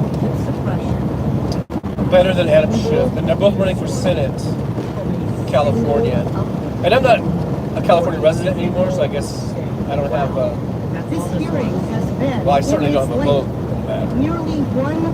I like them both. The amount of time that Twitter users could not share a link. We are spending almost as much time screaming about this. Maybe we need to keep Katie Porter where she's at because it might fall to a Republican. I guess that's the fear. She seems to still have the votes to stay in that district, the House seat there. But if she were to leave, say become a senator, then that district seat might go to a Republican. I guess that's the fear. So I don't know. Guess we'll see how it shakes out as we get closer to the elections. We still have at least a year away before all the primaries start, right? Or pretty much a year away. So we'll see what happens between now and the next year. Oversight committee like Twitter or any other social media company. See how the polling shapes up. So now we're getting into the Joshua tree. You can start seeing some Joshua trees. This is really a rare thing, having Joshua trees way out here in the Sonora Desert. See that big one there on the left? So now we're getting into this Joshua tree forest. Now, while many of them, they went back and forth on Twitter, the Democrats actually grilled the Twitter former executives about things that matter. But other than here, I believe the only other place they grow is the Mojave Desert and in Israel. Crazy. Marge, well, she didn't seem to have a problem. She wasn't asking questions like his laptop, which was what this hearing ostensibly was about. But she had a personal beef with these Twitter people.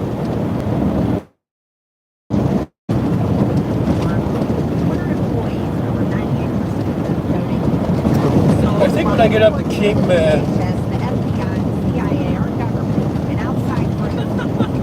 think I'm going to stop at the Petro, get something to eat. Yeah, it seems like I just ate, huh? But after I eat breakfast, I usually have to eat within 4 or 5 hours, or I get really super hungry and lightheaded and all that Actually, they weren't, but keep going, Marge, because you're on a roll. By the time I get there, it'll be over 5 hours, or over. I think I ate around 11, I guess. It's 3:25. It's going to be at least 4:30, 5 o'clock by the time I get to there, I think.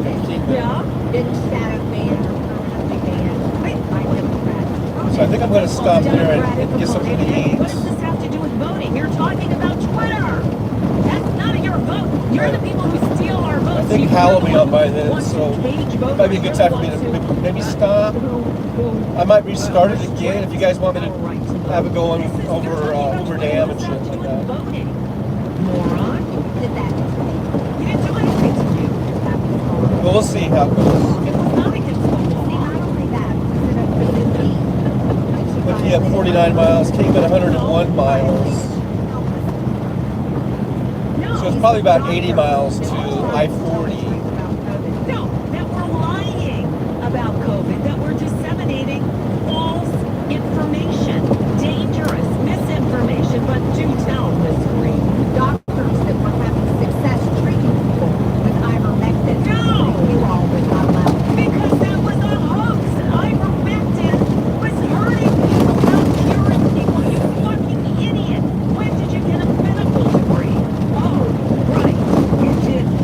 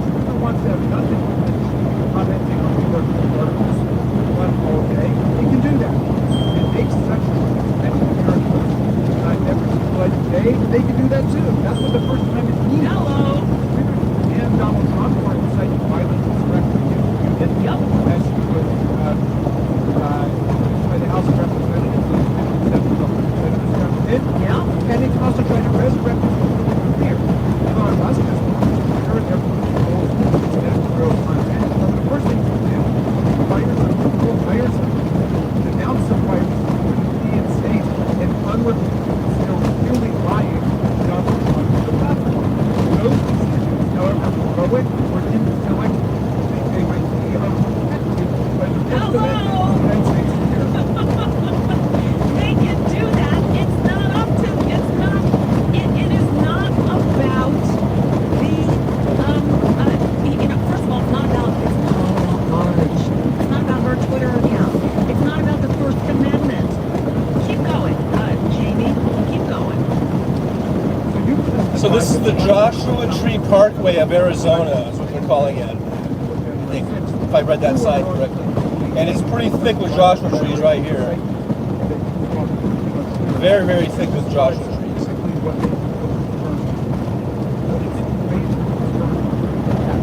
On both sides of the highway here.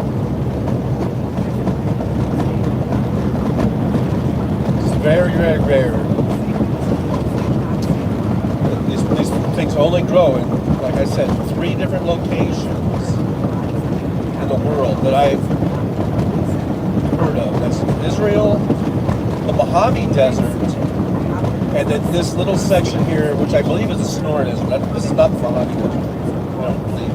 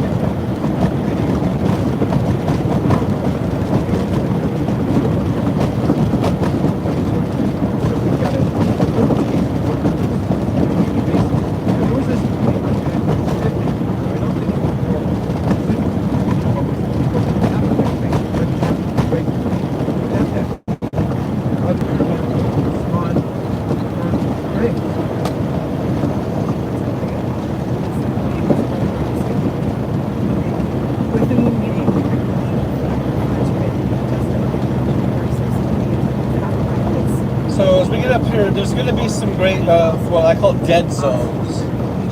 We're probably going to lose a signal. And there is one stretch where it might be for quite a bit. It might be like 10 minutes. So I'm not sure what's going to happen.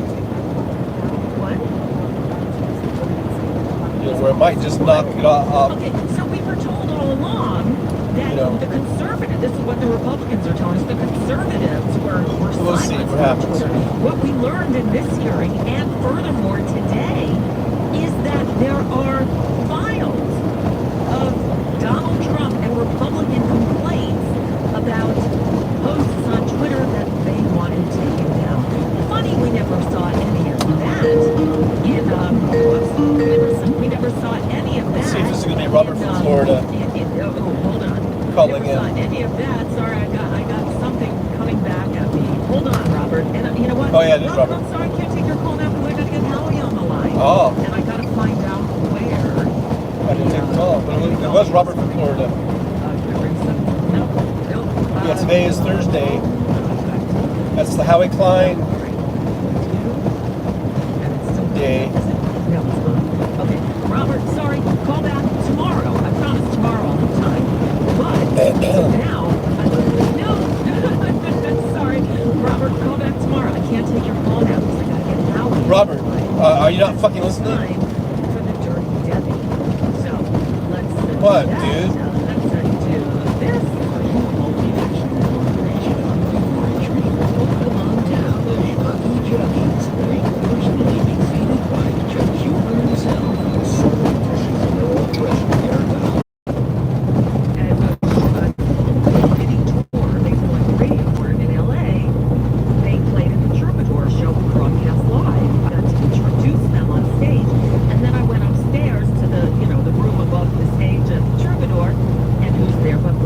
So we're back. Hopefully you're back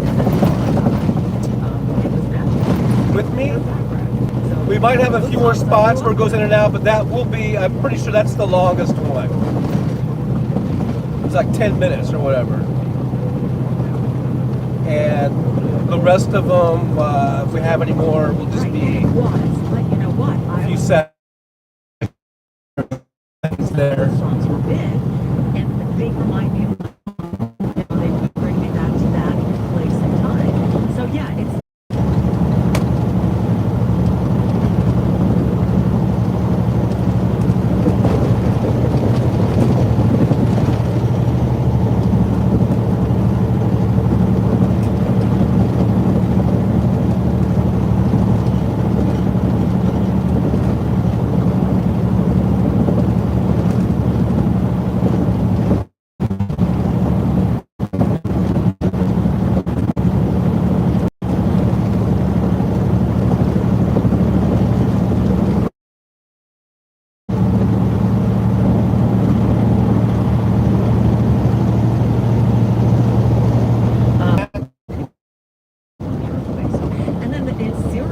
I just had the hammer down going up the straight. I wasn't paying attention. Slow getting to them, even heard alarm. And I passed the truck up, and now he's probably going to end up passing me back up. There too. I don't want to go 80 miles an hour. You know? I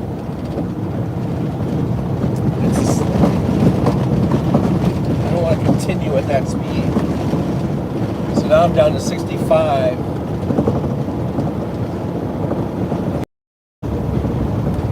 Okay, so yeah, we've got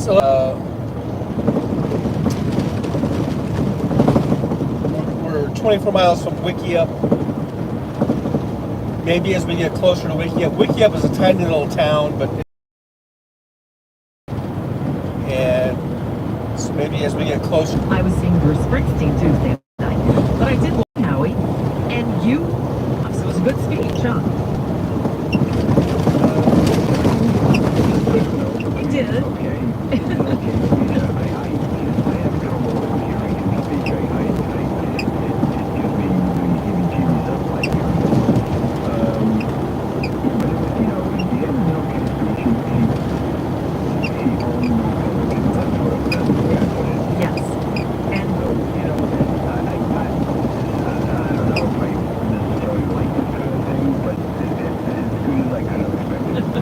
Yeah, it was better than I expected, frankly. I thought it was a really good speech, and he had, this is one thing that Joe Biden, he's not a great speaker. We know he's had a stutter his whole life, and he's overcome it, but it still impacts the way he speaks, and it makes it sometimes hard to listen to, but he had command of that room to the point where he pulled one over on them. He got them to do exactly what he wanted them to do, and they showed their true colors.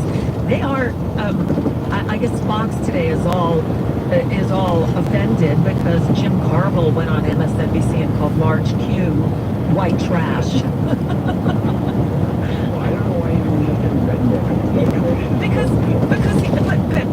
that's him. He's a redneck and white trash, which is just a phrase that is an anachronism at this point, isn't it? I mean, who uses that term anymore other than Jim Carville? A lot of people do.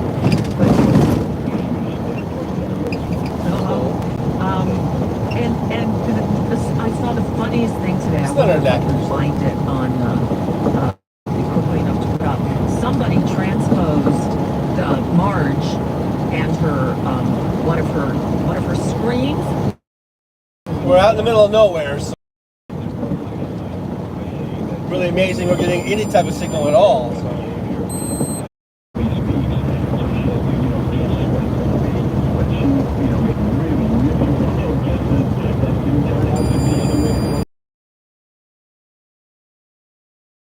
They get the advance of the copy of the script, basically, and but she apparently didn't even look at it because she was responding to something that didn't happen.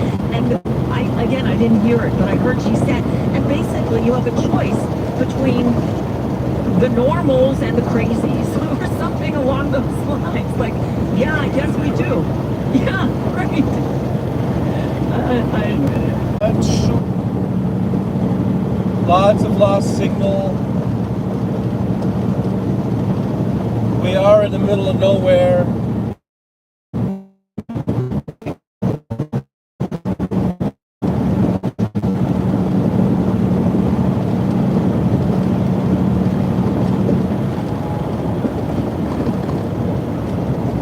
We're just a few miles from Wickiup, Arizona. This is mile marker 134.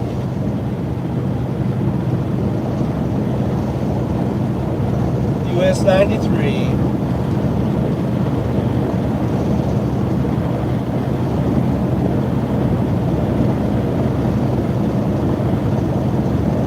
Right, and the Dionne Warwick songs, but there were so many of them.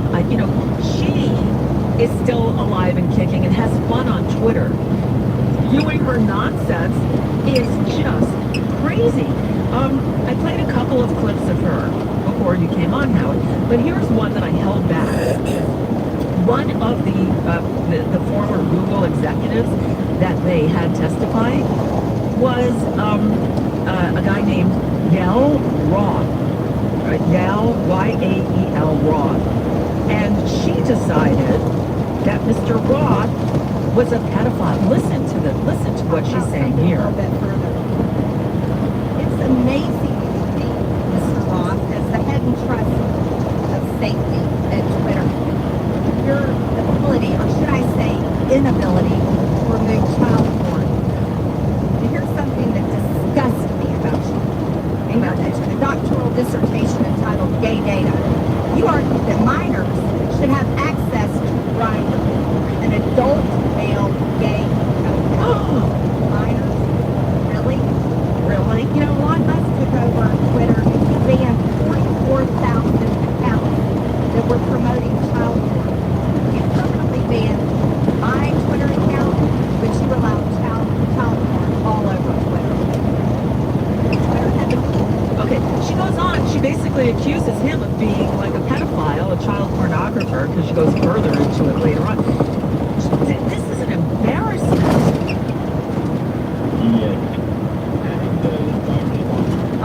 You know what? I think he was just incredulous. Couldn't believe that she went there. And to his defense came Eleanor Holmes Norton. Of the so-called Twitter files has affected your personal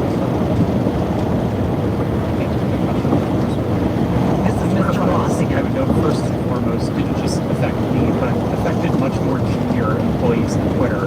Employees as far away as Manila and the Philippines. On US 93 northbound. And experienced harm equal to or Just a few miles from Wiki Up. But concurrent with the Twitter files, Elon Musk also made I know a we've been decision buffering a lot. to defamatory allegation that I support or condone pedophilia. And this lie led directly I'm to a wave of 7 miles homophobic south of and Wiki Up. anti-Semitic threats and harassment 58 against miles me, from Kingman. which Twitter has removed vanishingly little. And following the Daily Mail's decision to publish where I live, ultimately I had to leave my home and sell it. Those are the consequences for this type of online harassment and speech. I must say, those are very real consequences. So Eleanor Holmes Norton gave him the opportunity to respond, and that's how he had to move. He had to sell his house and move because of the shit they're saying about him, and she's elevating it from a congressional hearing. It's pretty astounding. So this went on yesterday. There were moments. The guy who is the chair now of the Oversight Committee is also an embarrassment. I don't remember exactly what the slip was, but I have it labeled as Comer, that's his name, owning the libs. Let's see what he said. Mr. Roth, Ms. Gaddy, and Mr. Baker, it appears to me that you failed at your job. You were entrusted with the highest level of power of which you were faced within your personal life. Instead of allowing people to judge the information for themselves, you rushed to find a reason why the American people should see it. In a matter of hours, you were deciding on the truth of a story that spans years and dozens of complex international transactions. Republican Party, you're just coming off as being a bunch of Biden not winning the election. butthurt little fucking pansies. I can assure you. That's all you're coming. That's all you're accomplishing here. Succeed in holding the Biden accountable. So much of the evidence of wrongdoing. Instead of using your time to do something really meaningful and important to the American people, you're spending your time on this horse shit. That's all. This is all batshit crazy conspiracy shit, and this is the head of the chair of the Oversight Committee. From Kentucky. From Kentucky. Yeah, he's still talking. I just have to bring it down. The dichotomy there, the difference between Jamie Raskin or Katie Porter or he's from Kentucky or Jerry Connolly spoke. They actually did their homework. So is House Sparks.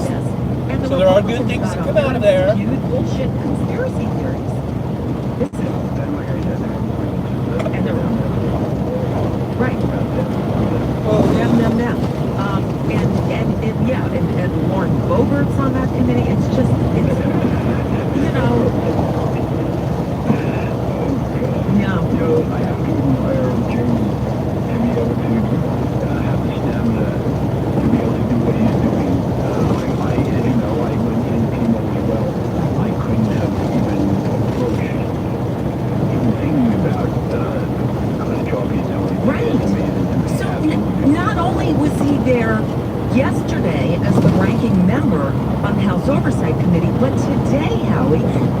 another hearing.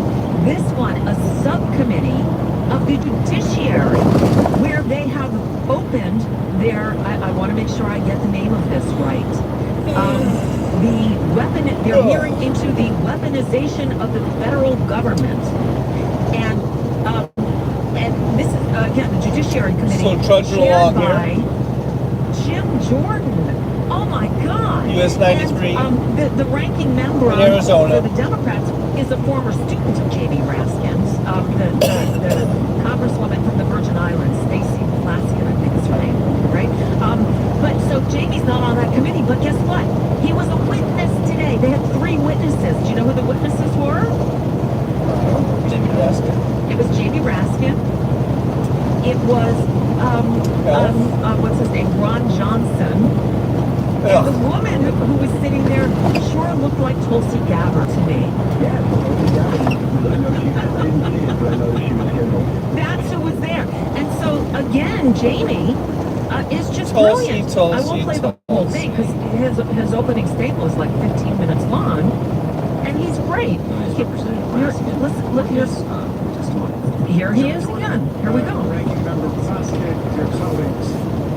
Our framers were Enlightenment thinkers who wrote us an Enlightenment Constitution. They wanted government to operate on the basis of facts, science, and common sense, not ignorance and superstition. Superstition ain't the way.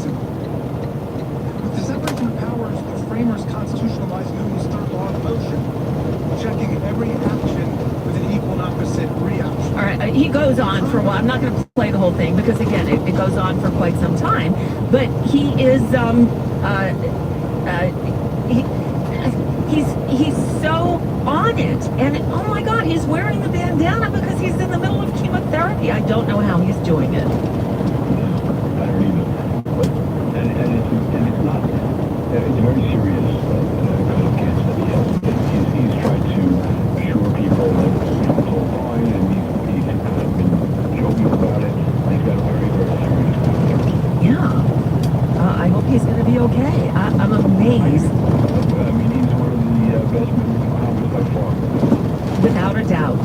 Even, you know, the chat room, as I was playing some of his clips earlier from yesterday's hearing, they were like, you know, they're raving. I played Katie Porter and J.B. Raskin, and they're like, okay, there's your Democratic Party bench.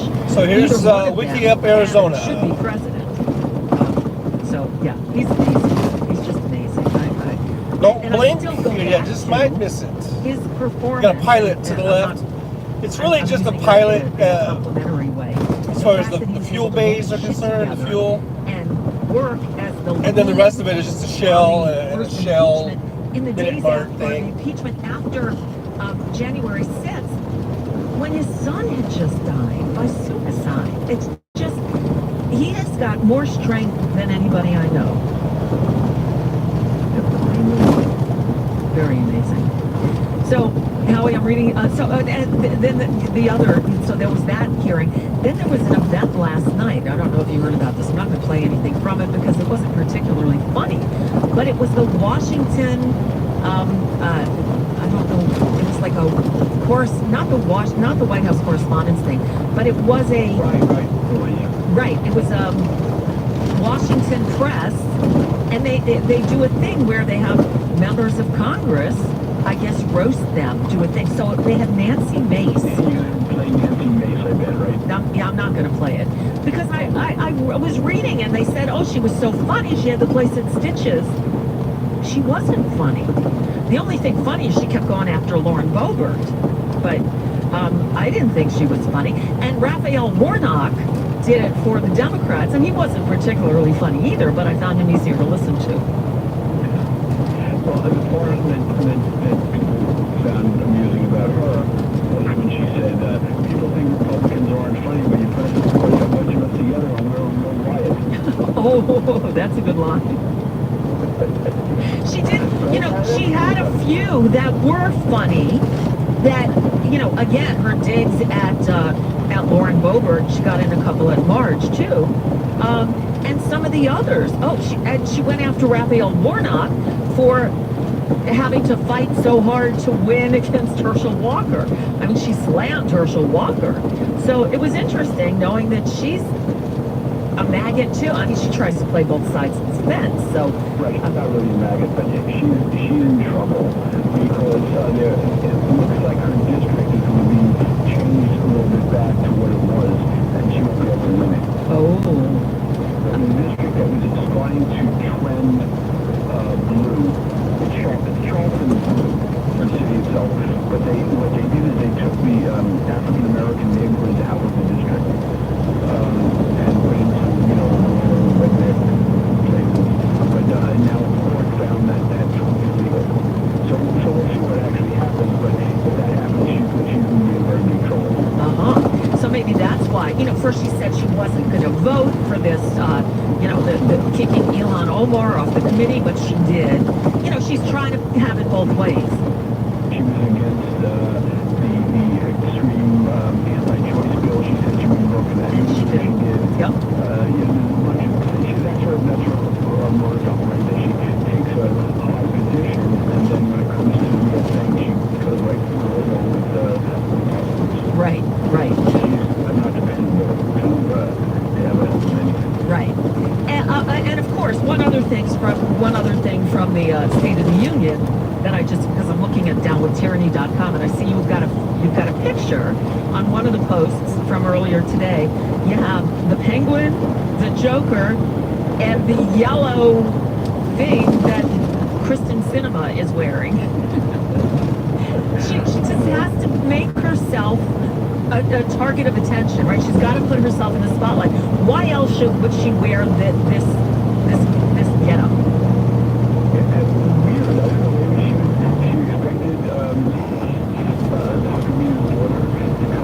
There was one photo I saw of Kirsten in her yellow outfit where I thought she actually looked kind of cute.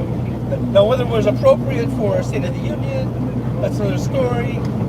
But she did look kind of cute in one picture that I saw. Outfit was a little over the top with her feather bow. It wasn't feather, I guess it was fur. It was blush. When I saw it, it looked like she was wearing feather. Oh, probably real fur. She probably bragged that she killed the animal and bleached the fur white to wear it, because that's how they roll. But, I was going off on her outfit, and then I saw Kirsten. Oh, yeah, baby. No, I don't understand these people at all. Well, she's an attention whore. You can't tell the best one in the context of everybody else in the movie. Right, it's like, what the fuck is she wearing? And then there were times when fashion places, she's always, her whole career, worn outlandish outfits. Sometimes they work, and sometimes they won't. Like they work as soon as they like. Yeah, well, at Davos, did you see what she was wearing at Davos on the stage when she high-fived to Joe Manchin for not blowing up the filibuster? Yeah, she was wearing another, I don't know, sheep herder. When she went out, they were in Switzerland, so she went out on a mountain, sheared some sheep, and just wore the fur, I guess. Yeah, she is something. Yes. Oh, you also have a post up that you put up yesterday, Howie. A little drive down to Morocco, practice for the big trip. Part of my memoir, every few weeks I put up a page, a kind of random page. And someone reminded me I don't remember why, but someone reminded me of driving to Goa. I grew up and that was part of my trip. But that was like way long after the Morocco thing. But I started to write about Goa, but I had to put some context in, so I didn't even get anywhere near Goa. I was just, because it's far from Morocco. But I'm keep writing that story. And I actually have a picture of the house. I might just stop at the Flying J in Kingman. The VW van, and that's what caught my eye. Just run in and get something to go. They're bringing it back, and it's an electric VW van. It's pretty sweet. But I mean, like I said in my post, they were selling at $3,500, and they had a special deal for American students if you agreed to certain things like picking it up at the factory and exporting it and not selling it in the common market. It was $2,500. So that was basically like a good drug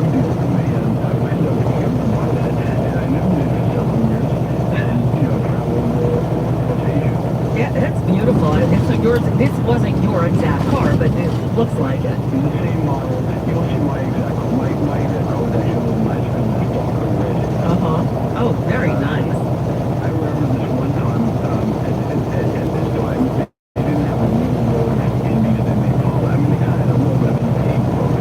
And at one... This is all pretty new road here. It used to just all be, you know, 2-lane highway all the way between here to I-40. And now they got a bunch of sections in where they've got nice 4-lane divided highway. Because eventually this is going to be Interstate 11. This is all part of the Interstate 11 corridor. I don't know if I will ever live to see it finished.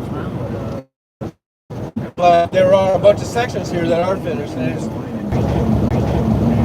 we had a little bit of buffering there, I guess, or disconnection. It's basically a disconnection. It's not just buffering. It's disconnect. It might look like buffering on your end, but on my end, it says that it's disconnected. Yeah. Right. And that's basically because we're out in the middle of nowhere. But I'm getting pretty close to I-40. I think I'm like 30 miles from I-40.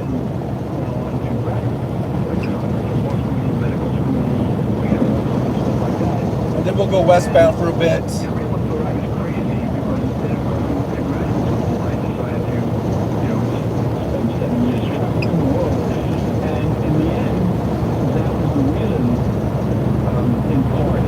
And I think I'll just run into Flying J. I might maybe grab a couple slices of pizza or something. That'll be my dinner, I guess. I can just eat that.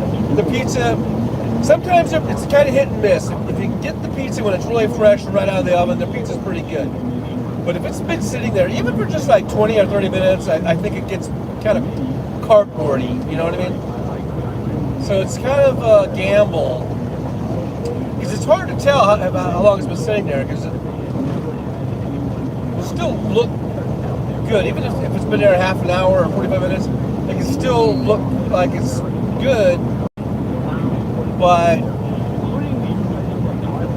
it's not going to taste good. It really tastes good if it's like fresh out of the oven. So if you can see them bringing them out from the back, because they cook them in the back. Wow. That's pretty incredible. If you feel like getting pizza and you see them bringing them out the back, that's when you get the pizza. I've been to Mexico, I've been to the islands in the Caribbean, but I don't have time to stand there and wait for them to bring out the back, so I might just I guess. take a chance, I guess. When you travel again, where's the first place you want to go?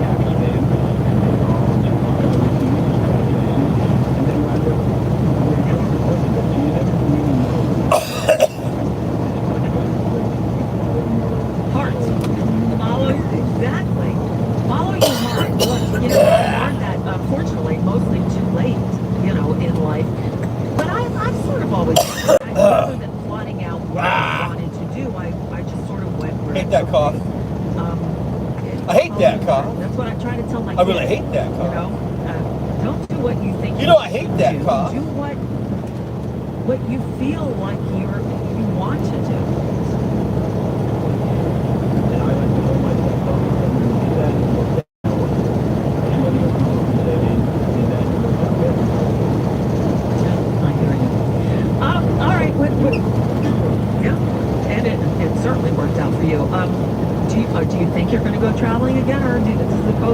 freak you out? Right now, it does feel like that, but I do think I'm going to look out my hand. I won't keep very much. My partner hasn't stopped traveling and never done it. To me, All right. The idea of the thought of getting on a plane scares me. I'll tell you something. Seeing Springsteen the other night, I tried to have the mask on. I was the only person with the mask on. And you know what? I couldn't sit still at a Springsteen concert. I have to sing and dance and the mask just came off. I couldn't. I was sweating underneath. It was uncomfortable. I felt stupid.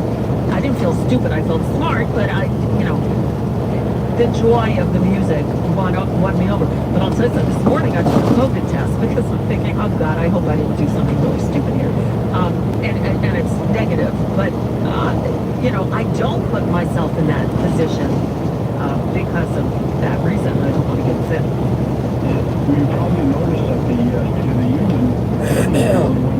I did. I saw that. Good for him. I could go to Love's and get chicken. They have that one of those chicken places. It's not Popeyes, I don't think. And on that note, Probably- Howard Klein, probably churches or MindTheModalityRD.com. You know what? Next week, we need to talk about Lucas Combs. I haven't had that in a while. Because we haven't yet, and I know I might just do that. I think I'll do that. Maybe I'll go to Love's and get some I always chicken. remember after the show, shit, we gotta talk Lucas. I'm so glad he's running. Let's do it. Let's do it. Yes, we have. And he's been on I'll with just us a stay couple over of times here. even without you. I love him. Because He's great. Sure. We're losing the I'll do lane. that. All right, I'll reach out to them. And I don't need to do that. Yeah. This guy's going to take it off. So. If you saw, I was about to pass this guy. And 2024 I didn't really notice that the lane was going away. So I just backed off. I just backed her down.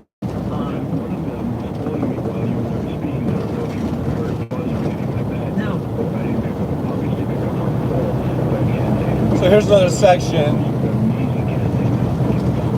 where it's back to the old two-lane highway. And these are a real bitch to drive in, especially at night. During the day it's not so bad, but during the night it really sucks.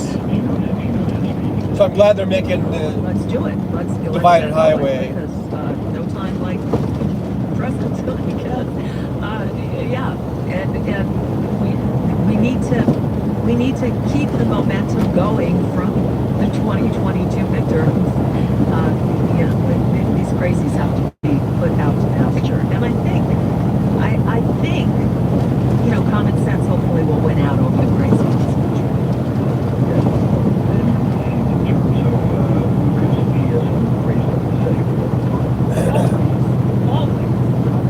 Cool, let's do that. All right, I'll talk to you next week. I'll reach out to Lucas and we'll take it from there. All right, thank you, Howie Klein. Again, MindTheModalityRD.com and check out the Blue America page too while you're there because we're into the 2024 election cycle. All right, there's Howie, and I haven't had my smoothie yet. It's been sitting here. I forget. I got to blend it up because this is going to be a good one. I wonder one of those blenders. This one, I have fresh strawberries in here, along with a powder, with a healthy powder. But this is my Blend Jet 2. It's the lovely Geo design. So what I have in here is this vanilla powder, a little bit of milk, not milk, it's called. It's a plant-based milk called not milk. Fresh strawberries, and a half frozen banana. How's that? I'm gonna give it one more cycle because that frozen banana was in there, and I threw a couple ice cubes in too, and I want it to be really good. And these are really good. So all right, now I'm gonna try my masterpiece. See, I haven't even tried this recipe yet. I just sort of came up with it.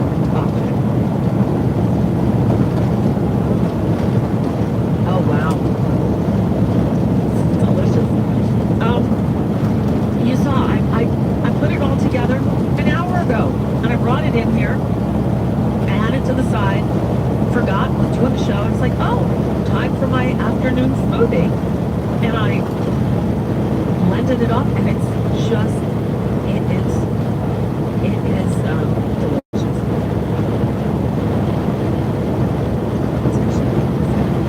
So if you can do this too. Go to blendjet.com. Blendjet.com. You've probably seen the commercials because they're advertising everywhere. Because they just came out with the BlendJet 2. You know, I never had the first one, but I hear that this is even, the first one was good, this is even better. The size is perfect, fits right in the cup holder of your car. It's very portable, makes a great smoothie. And if you use the promo code SentByNicole12, you get 12% off and free two-day shipping. And they have designs. If you're a Disney fan, they've got all kinds of Disney designs. This is the Geo. It's really quite beautiful. And again, I'm all in for the quality. So, blendjet.com. Get your smoothie, 12% off using the promo code SentByNicole12 and free two-day shipping. All right, we're done for today. Tomorrow's Friday.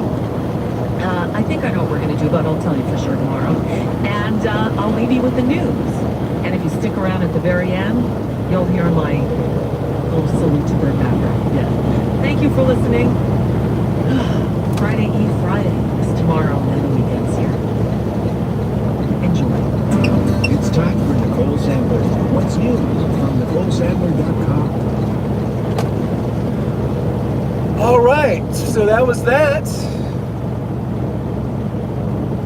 13 miles to the I-40. And then we'll be heading over to the Kingman. I'm going to stop. I think I'm going to stop at Love's. Go in and get me some chicken, some fried chicken.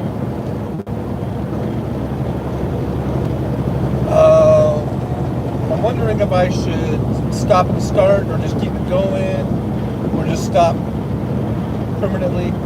Although I did want to kind of do the run up to Hoover Dam, going over Hoover Dam.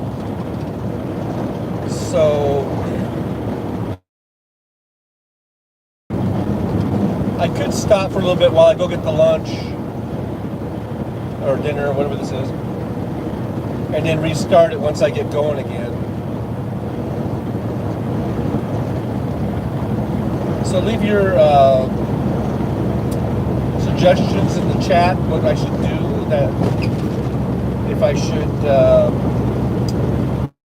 once I get to Kingman,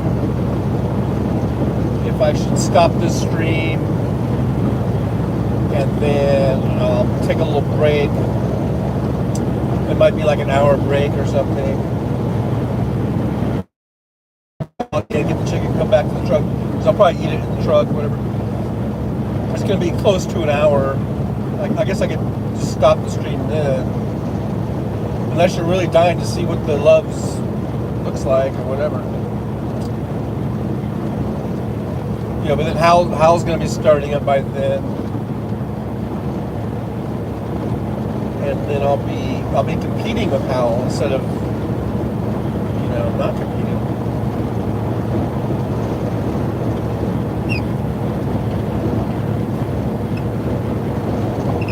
Right now, we're 11 miles from I-40. This is US 93. This is the nice two-lane divided highway. This is basically a freeway. This part of it. One of these days, this will be Interstate 11. Like I said, I don't know if I'll ever live long enough to see him complete the thing. It would basically run from about like right out of Henderson there, Boulder City or whatever, all the way down here through I think all the way to Phoenix.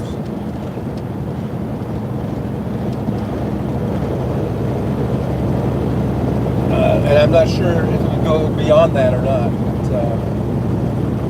What their plans are.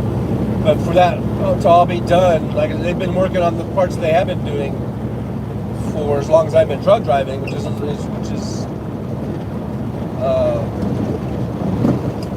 18 years, well, 19 years, I guess. Going on 19 years. They've been working on this I-11 thing, probably more than. Or at least having it in the planning stages. I'm not sure when it seems like they didn't really start doing any work on it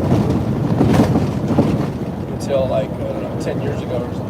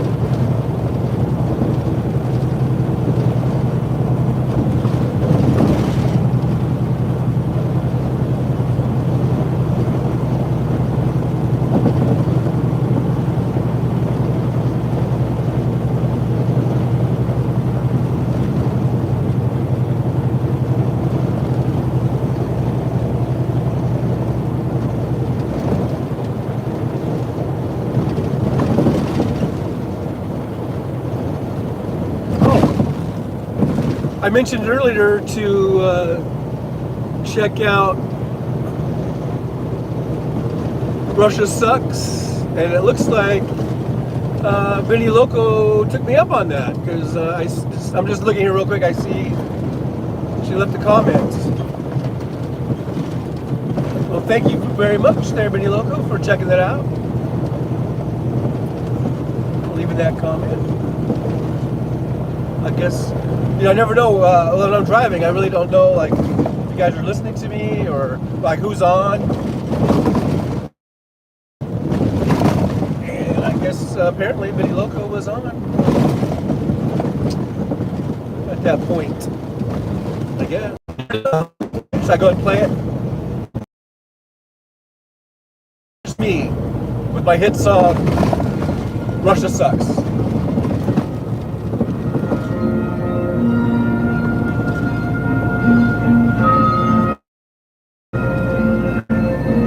Russia sucks. Russia sucks.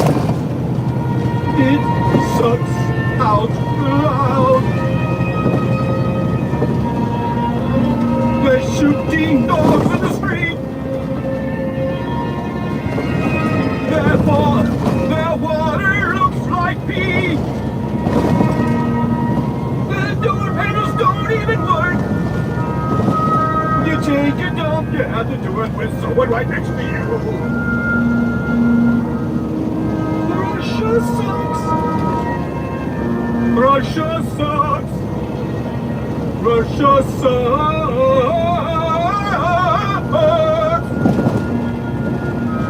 Russia sucks balls. Russia sucks balls.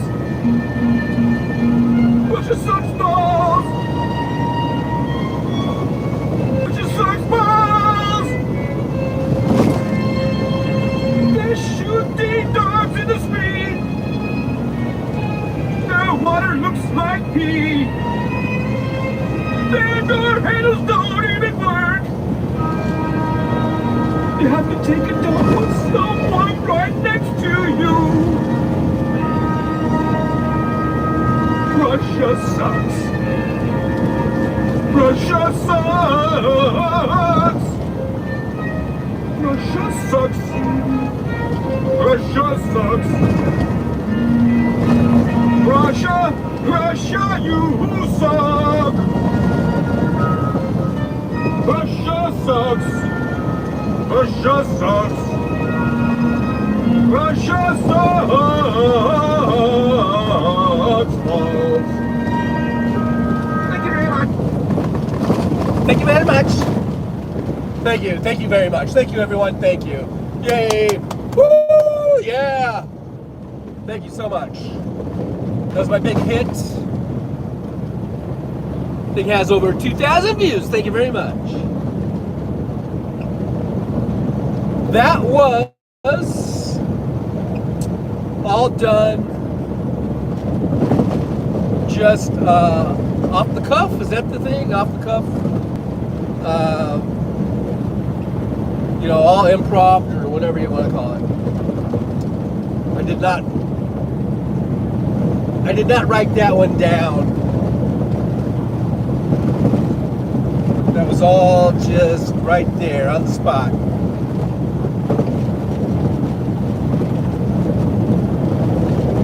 And not one singing lesson. It's hard to believe, but yeah, that's all natural talent right there. That is just 100% unadulterated natural talent. Raw talent. Yeah. Yeah, buddy.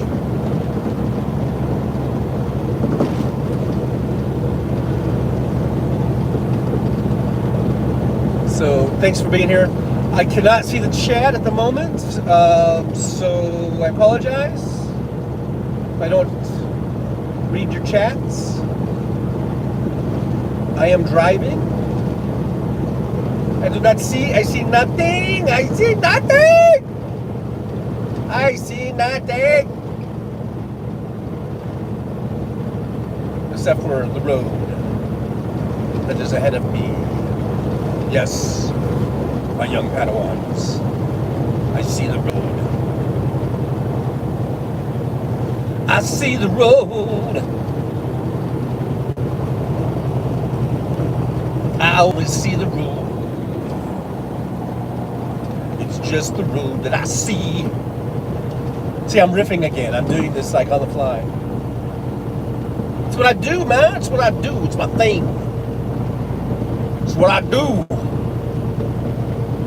All right, so we're almost at Interstate 40. In case you didn't know what the I stands for, it stands for Interstate.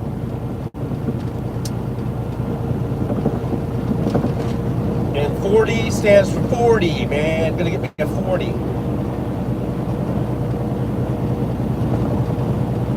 Be heading westbound here in a minute. If I kept on going, I'd end up in Barstow. Yep, that's right. If I just kept on this here old interstate, I'd end up in Barstow. Is that where you want to end up? Son? In Barstow? I don't think so.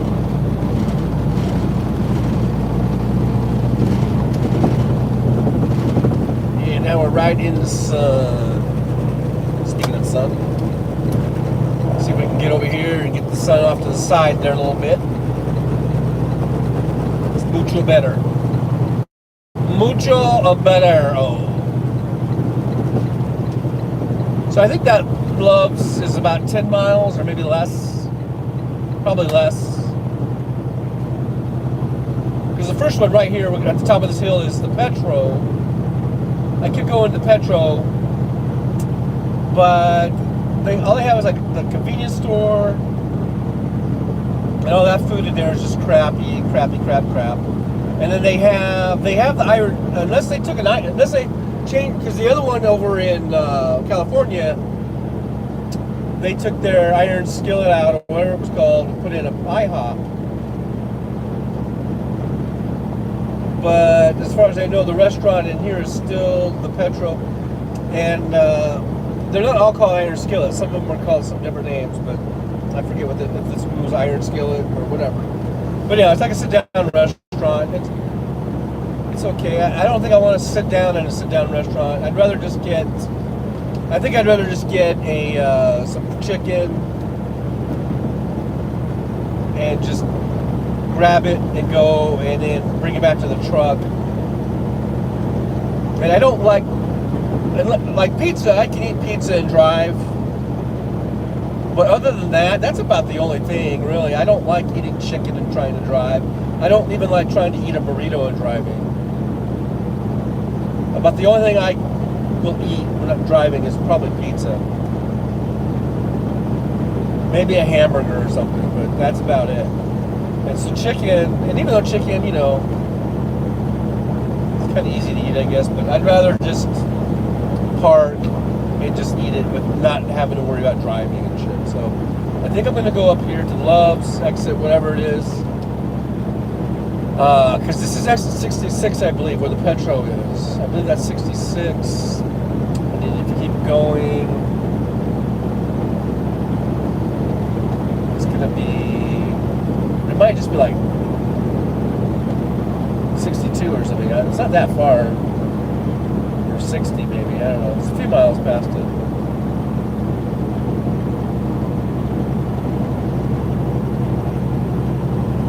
And then when I get there, we got some decisions to make.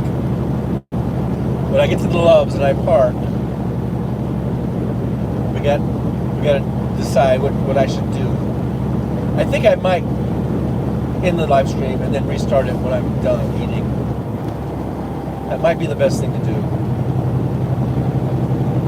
Which would mean I'd be doing 3 different live streams in one day. Are you allowed to do that? Is that against the rules? To do that? I'm not sure.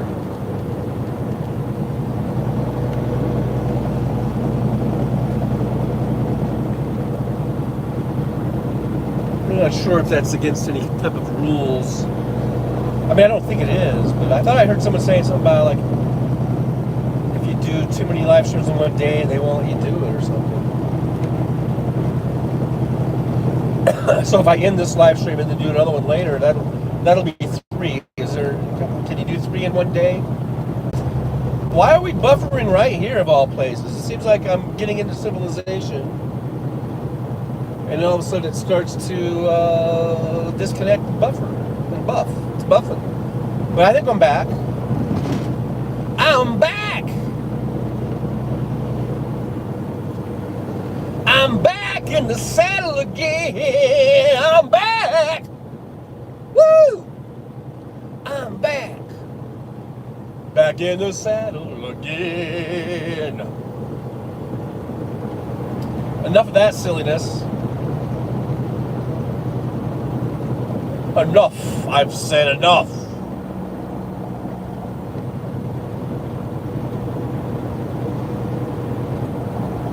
Oh yeah, where's that Loves? Oh yeah, where's that Loves? I think it might be exit 62, something like that. Just a few miles. A few more miles of smiles.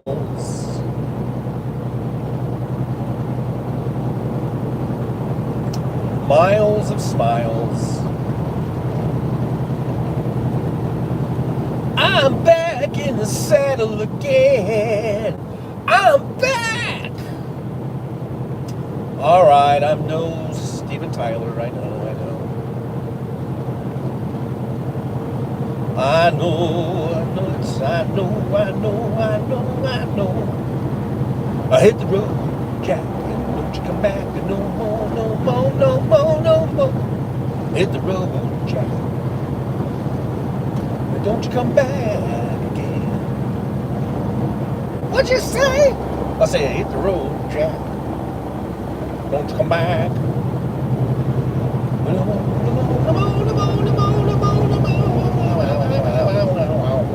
Wow, wow, wow, wow, wow, wow, wow, wow, wow, wow, wow,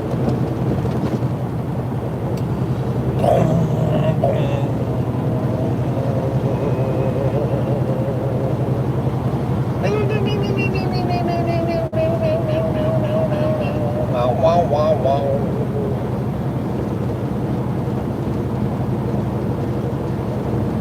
Yeah, yeah, yeah. Boom, boom, boom.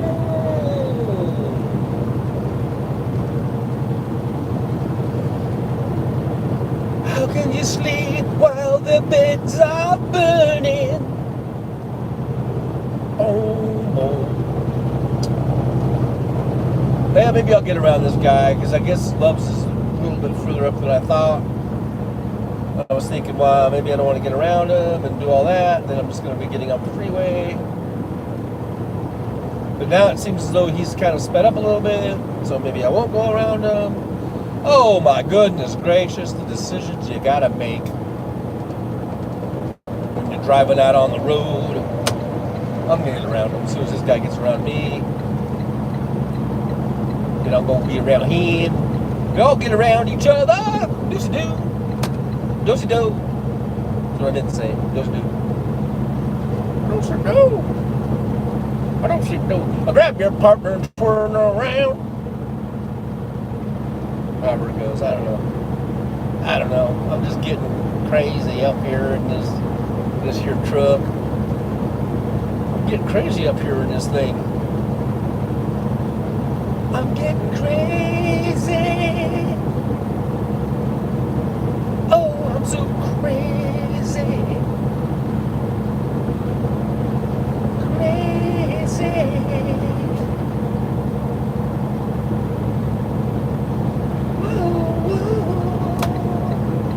Woo, woo. Crazy.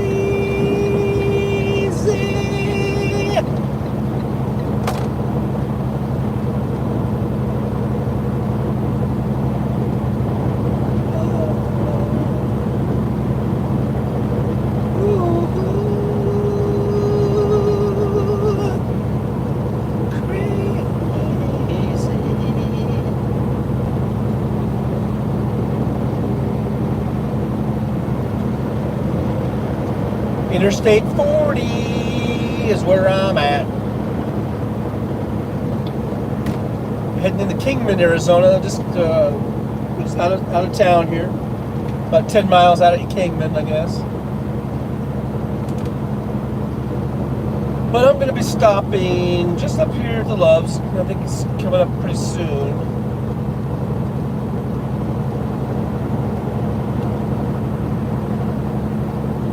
Yeah, I can see the sign now. Good old Love sign.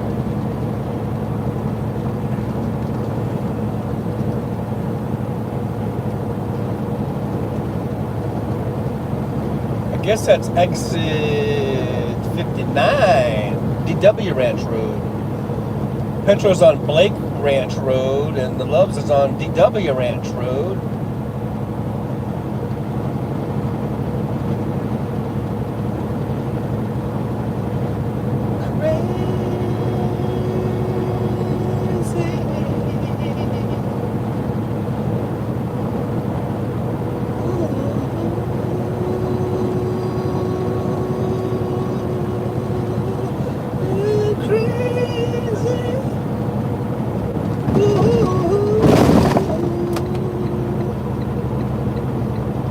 All right, here we go.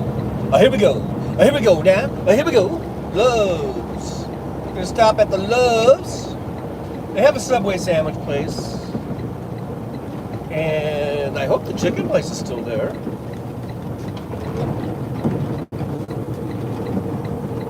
Yeah, I think it's Church's Fried Chicken.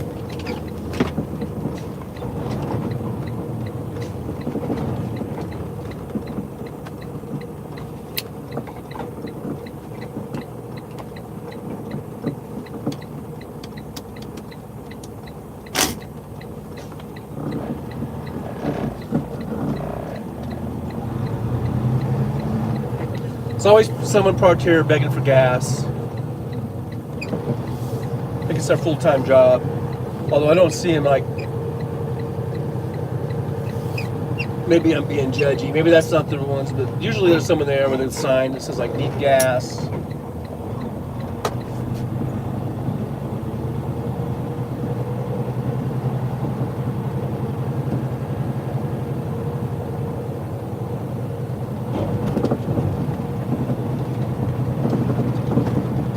I'm just gonna go up to this one lot up here. They got an upper lot.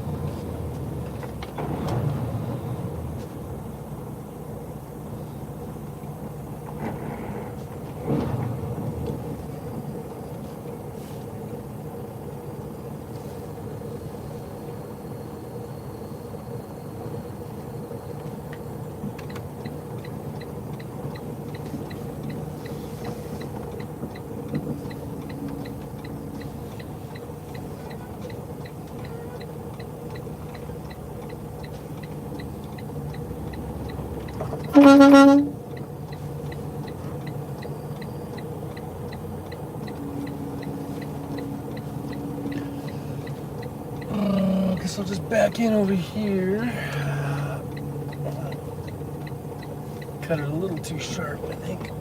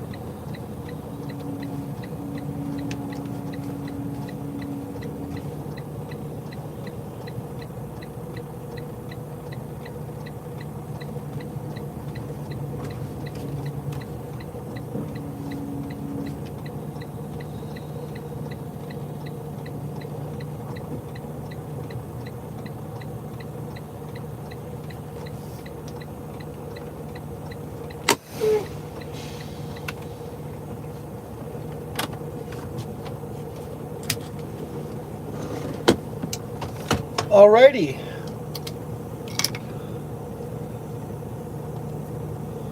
Well, alrighty then.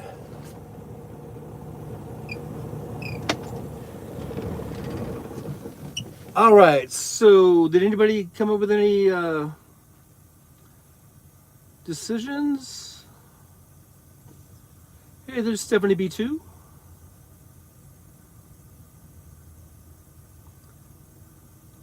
Thank you, Stephanie, for stopping by. Yeah, the buffering is hopefully hopefully done. Jackie says, bravo, John. Hello, everyone.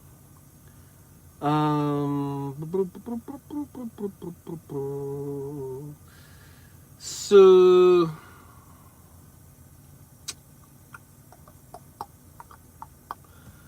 Boy, there's a lot of chat I missed.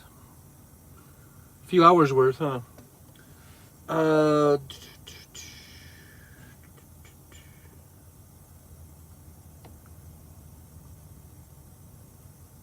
Let me go over here. I gotta do this here. Go to off duty for a while. Oh, Jolie put the. I was just like, thanks. I just saw you dropped that link in there. Well, thank you. Thank you very much.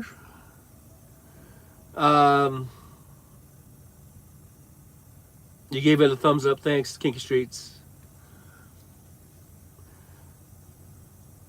Yeah, West Web or WW131 says Hal David wrote most of the words. Yeah, I figured. I was gonna say that when I was listening to the thing.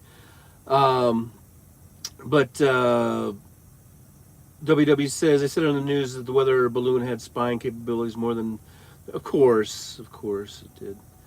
WW says, I saw that before, but I just gave it thumbs... Gave this thumb in subscription. I have 3 thumbs. Thank you so much, WW131. Yeah, buffering again. Yeah, we were going through a lot of buffering through that, a lot of open, out in the middle of nowhere place there.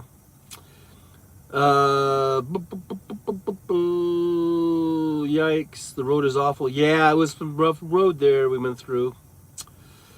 King Street says, I bet I was on this road because I drove through Kingman too.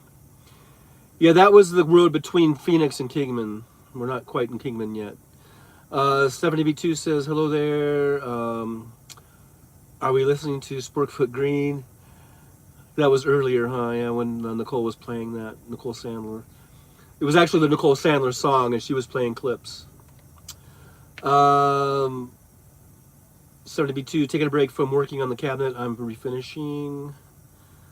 And Joy says, sounds like it'll work, but it's amazing. Kinky Street says hi to 70B2. And there's some back and forth, some niceties going on here. Talking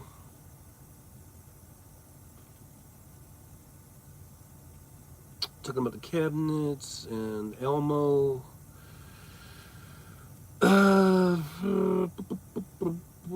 Some idiot was doing donuts down the street there. 70B2 says Kinzinger is amazing. He's amazing. WW1, I like Kinzinger more and more, becoming less of a soldier and more of a daddy. Are we talking about Adam Kinzinger, the Republican? Fuck him. Still a Republican at the end of the day.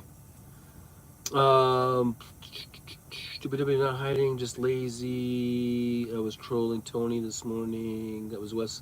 Oh, that was WW. Wink, wink, nod, nod.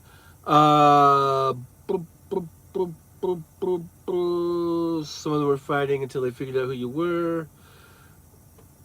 Joyce says, wow, it's so big. What a job.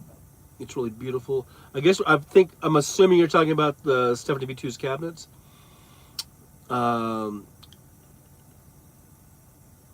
Let's see. Somebody says, thanks. Julie says, just temporarily disconnected, that's all. Anyone know what movie that is? It's hilarious.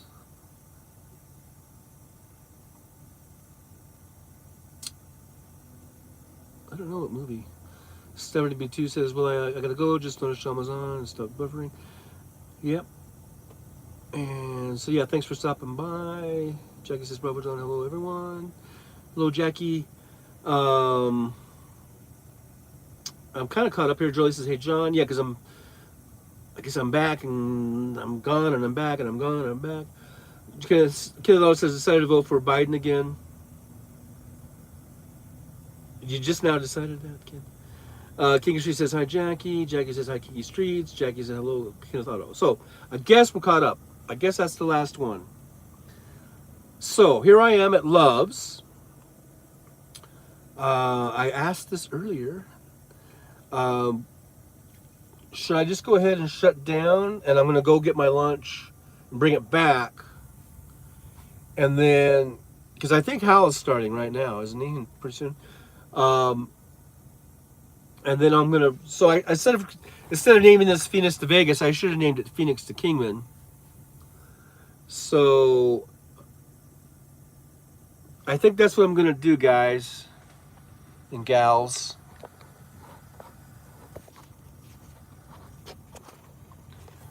Um, does that sound like a plan? I'm going to go ahead and